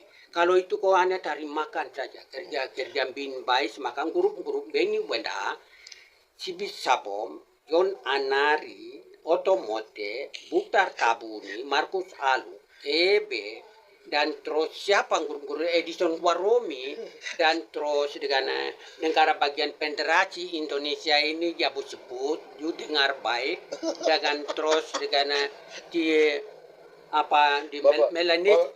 Melanesia yang ada orang bilang itu Paiki, kamu dengar saya baik, kamu tidak ada gigi. Michael Carey? Ya, Michael Carey itu cari makan provokator, dan kamu tidak ada gigi. Kalau itu grup cari makan, grup dia sama. Ini grupnya kamu cari makan itu dengan saya baik. Jangan langsung kasih. Ini komando revolusi OPM TPN, ada saya militernya, ada penanggung jawab politiknya OPM, konstitusi undang-undang maklumat peran jelas. Kalau kamu bicara tidak ada gigi itu, cari makan di WLWP, Beni Wenda, Cem Karoba, bikin malu saya, maka kemarin keputusan harus keluar, tidak boleh ada organisasi yang lihat dan dipakai oleh bin bais yang dihancurkan komando, keluar. Itu kemarin saya sudah tegaskan, disaksikan semua ada pemerintahan Papua Nugini depannya mau apa yang saya bicara. Saya prinsip komando. Pemerintahan transisi besok ini saya bicara. Dan apa yang saya katakan bahwa yang yudikatif, legislatif, dan eksekutif, ini saya bicara. Saya bicara parlemen dan senat. Yaakob Prai meninggal, siapa lagi? Kamu jangan putar balik anak-anak dengar baik. Jadi saya sampaikan, salam one people, one soul, Republic West Papua. Terima kasih Bapak Saul. Masih belum selesai. Belum Masih selesai. belum selesai. Jangan cepat kabur setelah marah-marah orang. Jadi Adakah? Bapak marah-marah sampai baterai kita semua belum habis. Terima kasih banyak. Banyak Bapak sudah sebut ini Bapak sebagai guru besar Mimpi Merdeka. kunci sejarah, guru revolusioner dan juga juru bicara Dewan Merdeka. Komando Revolusi yang selalu mimpi merdeka siang dan malam. Hari. Jadi itu luar biasa. Bapak sebut semua nama saudara-saudara kami, teman-teman kami, pemimpin-pemimpin yang lain. Mereka sendiri tahu dan Tuhan juga tahu, alam juga tahu, tulang belulang juga tahu. Mereka kerja untuk kepentingan bangsa yang besar, atau kami juga sama, mereka dengan kami. Kami semua kerja untuk cari nama, pangkat, atau untuk cari apa dalam perjuangan ini, kami tahu. Jadi memang kembali ke beberapa titik, ada banyak perjuangan ini dihancurkan, itu dari kami orang Papua saja. Ya. Ada orang Papua, bukan Indonesia yang salah di atas tanah Papua. Indonesia memang kolonial, tetapi approach dari kami, kalau kita menerima sebuah kolonisasi itu dalam bentuk di mana kita mau melawan secara total dari sikap kita, itu kita akan merdeka cepat. Tetapi kalau approach kami terhadap kolonial itu, di mana cara kerja kami yang tidak mengerti aturan-aturan kerja dalam perjuangan bangsa Papua, saling menjatuhkan, atau juga saling meremehkan organisasi induk, atau bikin aturan-aturan tambahan, bikin hal-hal yang justru mengorbankan rakyat Papua, itu adalah di mana sikap-sikap kita yang justru suruh Indonesia terus tinggal di atas tanah Papua dan menjajah kami. Jadi itu terima kasih untuk nasihat Bapak, bukan hanya kepada mereka saja yang Bapak sudah sebut, kami juga itu merupakan nasihat penting kepada kami. Jadi perlu kami sampaikan dalam kesempatan ini bahwa organisasi Papua Merdeka itu organisasi yang berjuang hanya untuk Papua Merdeka. Kami tidak bicara yang lain-lain. Tugas kami dan tanggung jawab kami, seperti saya dipilih oleh suara terbanyak 173 orang dalam forum resmi yang memilih saya sebagai ketua organisasi pada 2017 dalam sidang istimewa. Saya mengambil mandat itu sebagai penanggung jawab politik dan penanggung jawab sayap militer TPNPB. Itu aturan konstitusi yang sedang saya jalankan. Jadi yang lalu dalam pembentukan ULMWP di Vanuatu, saya hadir dengan undangan sebagai ketua OPM. Waktu itu saya hadir, saya membawa materi langsung depan semua teman-teman. Semua yang sekarang ini ada dalam ULMWP, semua menyaksikan materi saya. Saudara saya Sebi Sambo waktu itu, dia bawa tentang Komnas TPNPB. Oke. Waktu penyampaian saya dalam awal pembawa materi waktu itu, satu kata yang saya sampaikan. Karena saya duduk di depan dan saya melihat di Nakamal itu, di gedung adat, di Vanuatu itu, semua orang Papua waktu itu yang pernah ada di OPM TPN, mereka hadir. Yang mereka tidak pernah menjalankan konstitusi 1 Juli 71 secara baik. Yang loncat ke organisasi lain hanya karena alasan-alasan yang tidak penting, alasan-alasan subjektif. Artinya bukan alasan politik, bukan alasan organisasi, tetapi alasan-alasan hanya seperti kata kasarnya cari makan, cari popularitas, cari pangkat. Karena itu mereka tiba dan mereka mencoba untuk menghancurkan dasar-dasar sejarah perjuangan bangsa. Kata saya dalam pembukaan waktu itu yang saya bicara bahwa jika konstitusi itu tidak dijalankan secara konsisten, maka akan melahirkan konsekuensi-konsekuensi. Ini selalu saya katakan. Dimanapun saya pergi selalu saya pegang ini dan saya katakan, karena itu yang saya imani secara politik. Kalau konstitusi 1 Juli 71 itu tidak dijalankan secara konsisten dari pasal pertama sampai terakhir, maka kita akan melahirkan konsekuensi-konsekuensi yang buruk. Saya mulai mengetahui misalnya Sem Karoba, misalnya siapapun semua yang merupakan kawan-kawan politisi saya yang bikin organisasi-organisasi baru. Ini mereka tidak pernah tahu konstitusi 1 Juli 71. Mereka lihat tetapi mereka biasa curi kopi-kopi konstitusi itu dan bikin konstitusi-konstitusi tandingan. Jadi konstitusi itu tidak dijalankan secara konsisten. Maka mereka melahirkan organisasi-organisasi konsekuensi. Jadi kita bisa katakan bahwa organisasi-organisasi militer tandingan yang sekarang ini lahir ini merupakan organisasi-organisasi yang lahir karena konsekuensi, karena alasan-alasan yang bersifat subjektif yang tidak terlalu penting dalam perjuangan bangsa Papua. Mungkin mau tambahkan, silakan. Ya, saya katakan kalau menilai guru-guru itu lawan 1771 jelas mengaturkan dipakai oleh kolonial Indonesia. Jadi ada kesadaran salah pengakuan kalau Beni Wenda kembali dan diumumkan saya bersalah jual WP itu organisasi liar dan ilegal, itu boleh. Tapi kalau kamu tidak mengakui mempertahankan kebodohan ini, itu kamu punya tanggung jawabnya Pengadilan Papua Merdeka kemudian hari. Saya sudah kasih tahu Mukhtar Tabunin, Edison Warumi. Itu ingat baik. Karena akan mempertanggungjawabkan dosa-dosa kamu semua. Saya mempertanggungjawabkan pengorbanan Komando 1 Juli 71. Itu jelas saya. Itu prinsip saya. Baik, terima kasih untuk tambahan. Jadi saya melengkapi dari apa yang tadi kami jelaskan. Jadi waktu itu dalam pembawaan materi kami dalam itu sebelum deklarasi Saralana atau pembentukan ULM di ULMBP di Vanuatu, kami sampaikan konstitusi. Waktu itu saya mulai melihat bahwa ada beberapa politisi mulai, ada yang lain sudah meninggal. Beberapa politisi mulai curi-curi isi konstitusi 1 Juli 71 dan mulai tuangkan, bikin konstitusi baru, atau di ULMBP menyatakan bahwa itu bylaws. Mereka melakukan bylaws. Jadi saya menekankan di sana, saya sebagai ketua organisasi punya tanggung jawab untuk memproteksi aset-aset sejarah perjuangan bangsa Papua. Saya mengerti secara baik bahwa bangsa ini tidak boleh bangun, bangsa ini tidak boleh didirikan tanpa kekuatan sejarah yang kuat. Kita lihat Israel. Israel saat ini suatu bangsa yang dikelilingi oleh delapan bangsa Arab di sampingnya. Bangsa yang kecil, tapi dia mampu lawan semua bangsa yang saat ini bangsa-bangsa Muslim yang sedang melawan kepada Israel. Mengapa dia kuat? Dia kuat karena dia benar-benar mengerti sejarahnya. Sejarah itu menjadi kekuatan dia. Sejarah itu yang ditulis dalam Alkitab, dan sejarah itu sedang dibaca oleh seluruh orang Kristen di seluruh dunia. Sejarah itu kekuatan dari suatu bangsa. Oleh sebab itu, dalam amanah konstitusi yang kami jalankan saat ini, kami memproteksi sejarah perjuangan bangsa Papua.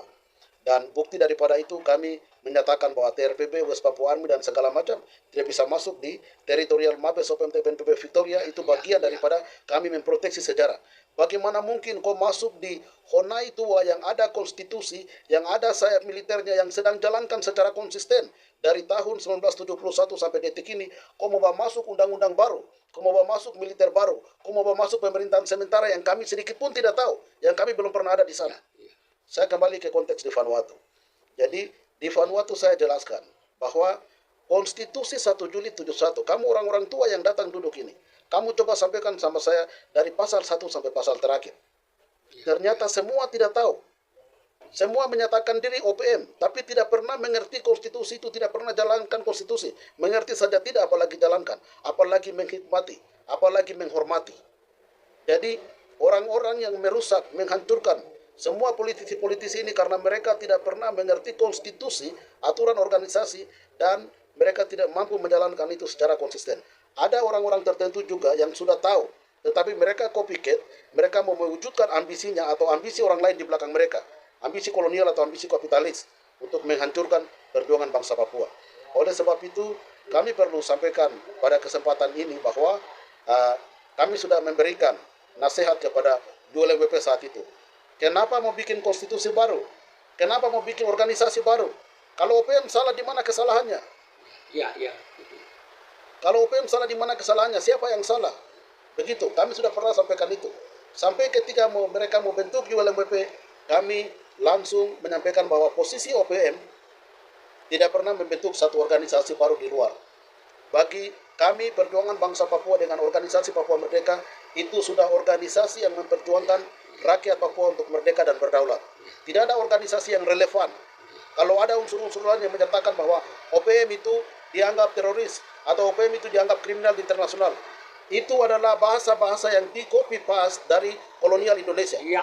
Kalau kolonial Indonesia menyatakan bahwa OPM itu KKB, OPM itu KST, OPM itu teroris, ngapain kamu orang Papua mau ikuti copy paste daripada statement-statement politik Indonesia yang menyatakan bahwa OPM itu KKB, KST, teroris, dan segala macam?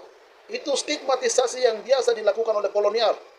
Dulu Ramos Horta dengan Sanana Gusmao pernah dinyatakan bahwa itu pemimpin KKB, pemimpin teroris. Tapi sekarang ketika Sanana Gusmao datang ke gedung Presiden Jakarta, Prabowo akan tunduk dan akan menghormati dia, bukan seperti seorang teroris, bukan seperti seorang KKB. Kenapa rakyat Papua, politisi-politisi saat ini sudah pintar, sudah sarjana, sudah doktor, sampai yang model yang bagaimanapun, mau takut terhadap statement-statement kolonial Indonesia yang menyatakan bahwa KKB, KST teroris dan mulai tinggalkan OPM. Ada yang mulai menjatuhkan reputasi OPM, ada yang mulai mendiskreditkan OPM. Sadar, catat baik, sadar, sadar secara politik. Meminta maaf terhadap pengorbanan tulang belulang yang ada dalam catatan sejarah perjuangan bangsa ini. Sampai detik ini, OPM tidak pernah menyangkal Anda. Organisasi Papua Merdeka, saya yang saat ini sedang mengamban sebagai ketua organisasi Papua Merdeka yang dipilih secara resmi dengan suara 173 suara di markas besar OPM TPNPB Victoria yang dikukuhkan oleh Dewan Militer. Setelah itu, diberikan mandat resmi oleh Jacob Hendrik Prai sebagai pendiri OPM dan Senat dalam konstitusi dan kabinet 71 memberikan legitimasi dan memberikan mandat secara resmi untuk menjalan konstitusi 1 Juli 71. Ingat baik, konstitusi itu kami ada jaga. Kami ada jaga konstitusi. Siapapun jangan bikin militer tandingan yang ilegal. Militer tandingan yang ilegal, kau berikan pangkat ilegal, jabatan ilegal, militer tandingan, kodap ilegal yang kau kasih, semua orang-orang mati dalam semua yang ilegal itu, Anda siap bertanggung jawab. Catat itu baik. Ini bukan tanggung jawab pribadi Anda, tanggung jawab konstitusi. Konstitusi itu akan dipertanggungjawabkan oleh negara. Harus tahu cara berpolitik, harus tahu cara bermiliter, tidak sembarang Anda dapat pangkat panglima tertinggi. Kapan kau pernah latihan menjadi seorang militer? Kapan kau pernah memenuhi kriteria-kriteria untuk mendapat jabatan-jabatan politik, jabatan-jabatan militer, jabatan-jabatan diplomasi dalam suatu perjuangan revolusi? Revolusi itu harus disiplin. Revolusi bukan lahir sembarang di jalan-jalan. Revolusi itu harus disiplin supaya bangsa dan negara itu bangsa yang disiplin. Bangsa dan negara yang nanti kita bangun itu bangsa yang sangat kuat dalam perjuangan bangsa Papua. Jadi itu sedikit nasihat, waktu yang sedikit kami ambil pada hari ini tanggal 12. Tapi sebelum kami tutup, saya berikan kesan-kesan terakhir, kesempatan kepada Bapak Jenderal Saul Jebomai, silakan. Salam One People, One Soul di Republik West Papua. Itu saya sampaikan. Syukur bagimu Tuhan naik tanahku Papua. Saya menyampaikan satu kalimat, grup dan perlawanan OPM itu bagian dari kamu Indonesia. Saya selalu cap kamu. Tapi kalau kamu sadar kembali ke Komando Revolusi OPM TPN, saya jongkok. Tapi setelah lebaran ini kalau mencapai tujuan merdeka, kamu tetap berada posisinya alam maut atau di penjara. Itu saya sudah sampaikan Mukhtar Tabuni dengan edisi Waromi waktu 40 malam, 40 hari Matias Wenda. Tidak ada organisasi lain. Matias mati itu Jenderal Komando Revolusi OPM TPN. Saya ada. Saya penanggung jawab politik. Apa yang saya bikin? Itu kalimat terakhir dan juga dengan saya ucapan bahasa bagus ini saya sampaikan. One commander, one diplomat, one group OPM TPN. Selain tidak. One diplomat OPM dunia dan one deklarasi 1 Juli 71. Yes. Dan one nation.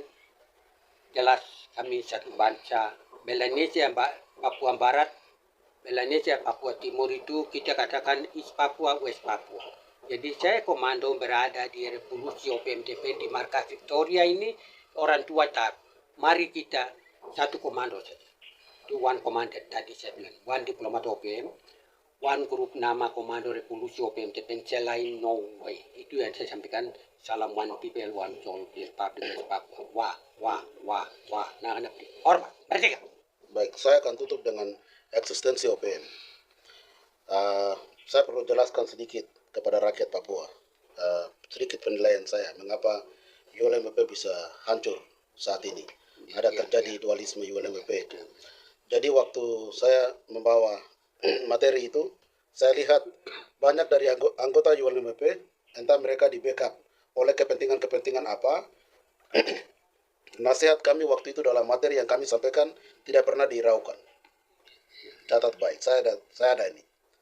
Kami anak muda yang ada kontrol organisasi yang tua. Yang dianggap organisasi itu sudah mati, tapi saya perlu sampaikan kepada semua kawan-kawan saya yang masih muda, bahwa ketika saya mengambil komitmen untuk perjuangan bangsa ini, dari keluarga saya memberikan saya secara resmi dipersembahkan untuk mati demi Papua Merdeka. Itu resmi. Keluarga sudah tahu itu konsekuensinya. Dan ketika saya memimpin di dalam negeri, dan saya menjadi anggota DPO pertama, di blacklistkan, ditembak di mana-mana, di Jayapura, di Timika, sampai jalan kaki tiba di Jayapura. Dari Jayapura jalan kaki tiba di tempat ini di markas Victoria. Saya perlu sampaikan kepada semua kawan-kawan bahwa kita tidak bisa beli kehormatan dan harga diri bangsa ini dengan uang. Catat baik. Saya sudah ke 26 kali ditawar oleh kolonial Indonesia. Mereka tawar saya berapa, mereka tahu. Saya sudah ditawar oleh kolonial Indonesia ke 26 kali. Belum pernah saya terima sekeping perak pun. Karena itu nilai yang saya jaga. Itu kehormatan bangsa yang saya jaga. Saya perlu sampaikan kepada saudara-saudara. Ketika saya tiba di markas Victoria, yang saya ketemu semua tulang belulang. Tulang putih. Di atas tulang belulang, darah dan air mata di markas Victoria itu. Saya melihat ada rumah tua. Rumah tua itu atapnya sudah bocor-bocor. Dindingnya sudah bocor-bocor. Tetapi pondasi dari rumah tua itu dibangun dengan emas. Pondasi dari rumah tua itu dibangun dengan perak, tembaga. Yang nilainya tidak bisa dibeli dengan uang. Yang nilainya tidak bisa dibeli dengan popularitas. Yang nilainya tidak bisa dibeli dengan pujian. Itu adalah nilai menyangkut kehormatan dan harga diri bangsa. Ketika saya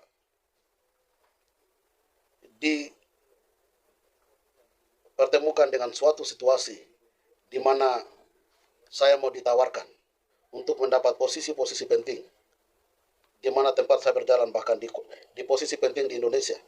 Saya perlu sampaikan, menjadi posisi menteri dan segala macam. Saya menolak semua itu. Karena kami melihat bahwa di rumah tua, dengan pondasi yang dibangun dengan emas, perak, darah dan air mata, itu adalah suatu harapan bagi bangsa besar, bangsa Papua. OPM tidak punya kesalahan terhadap Anda dan siapapun. Tapi siapapun pemimpin-pemimpin politik yang pernah punya kesalahan dengan OPM, atau generasi-generasi muda yang pernah punya kesalahan dengan OPM, Anda mengkoreksi diri Anda dan kembali. Kita bertobat dan kembali masuk ke dalam rumah tua ini. Saat ini, dulu orang katakan OPM sudah hancur, sudah tidak ada. Ada kalimat-kalimat politisi yang saya biasa dengar bahwa dulu tuh OPM, tapi sekarang ULMP. Saya perlu sampaikan kepada Anda. Organisasi Papua Merdeka tidak bisa disamakan dengan organisasi-organisasi yang baru lahir.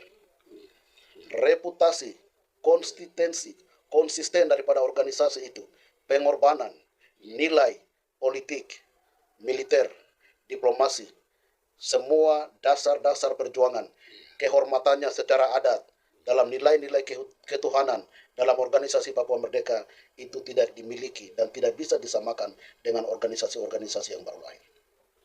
OPM ada markasnya, OPM ada kantornya, OPM ada kop suratnya, OPM ada konstitusinya, OPM ada strukturnya, OPM ada orangnya, OPM ada militernya. Segala sesuatu yang dibangun OPM untuk bangsa Papua, untuk Anda dan saya, bukan untuk siapa-siapa. Saat ini, setelah semua organisasi sudah hancur, lihat dan catat baik. KNPB sudah hancur, PNWP sudah hancur, terbagi dua. ULMWP sudah hancur. Semua sudah hancur. OPM masih tetap solid dan tidak pernah hancur. Kepemimpinannya, saya adalah kepemimpinan yang ke-9 dari kepemimpinan pertama sampai saat ini. Markas kami, markas bangsa Papua, dapur bangsa Papua yang menjadi pilar adalah markas besar OPM TPNPB Victoria. Kami tidak mati, kami tidak hancur. Setelah kami bangkit dan kami dilahirkan di Sanggeng, Manokwari, di Kebar, dari Sorong, dari Manokwari, kami datang berlabuh mengikuti lautan teduh Pasifik. Kami tiba di tanah besar, Tanah Tabi. Kami menuju di markas Victoria. Dua suku menerima kami, suku Manam dan Menangki. Mereka melihat, suku Manam dan Menangki mereka melihat bahwa ini adalah organisasi harapan bangsa. Mereka genggam, mereka ambil organisasi itu dan mereka tanamkan di markas besar OPM TPNPB Victoria. Sampai detik ini kami hidup. Kami membangun, OPM yang membangun diplomasi pertama di internasional yang bikin dunia tahu, yaitu pada 1975 di Senegal. Senegal adalah perwakilan daripada Afrika dan Karibian.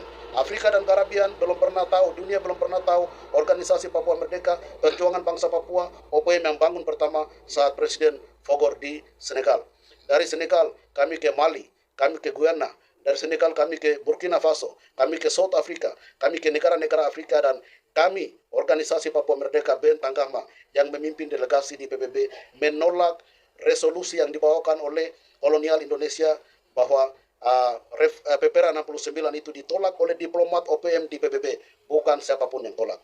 Catat baik generasi muda, organisasi Papua Merdeka yang bawa Senegal dengan Ghana dan 19 negara-negara Afrika, dan kami menolak itu. Semua dokumen resmi hitam di atas putih kami generasi yang pegang. 1985 kami bangun OPM di Vanuatu. 1985 kantor OPM kami bangun di Vanuatu. 1985, 1983 kami bangun di Solomon Island. Semua dokumen-dokumen diplomasi organisasi Papua Merdeka, diplomasi perjuangan bangsa Papua mulai dari Afrika, Karibian, Pasifik, Asia, termasuk Timur Tengah sampai dengan Eropa dan Amerika. Organisasi Papua Merdeka adalah aktor. Inggris dan Afrika semua itu yang kami bangun adalah organisasi Papua Merdeka.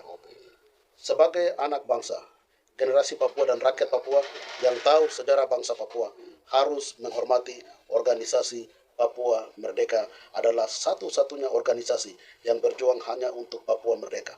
Kami tidak bicara yang lain-lain. Tugas dan tanggung jawab kami, visi kami, misi kami adalah menjalankan amanah Konstitusi 1 Juli 71 demi kemerdekaan dan kedaulatan bangsa Papua. Bapak Saul Jebobay, terima kasih untuk bisa bersama dengan kami pada hari ini, tanggal 12 April 2026.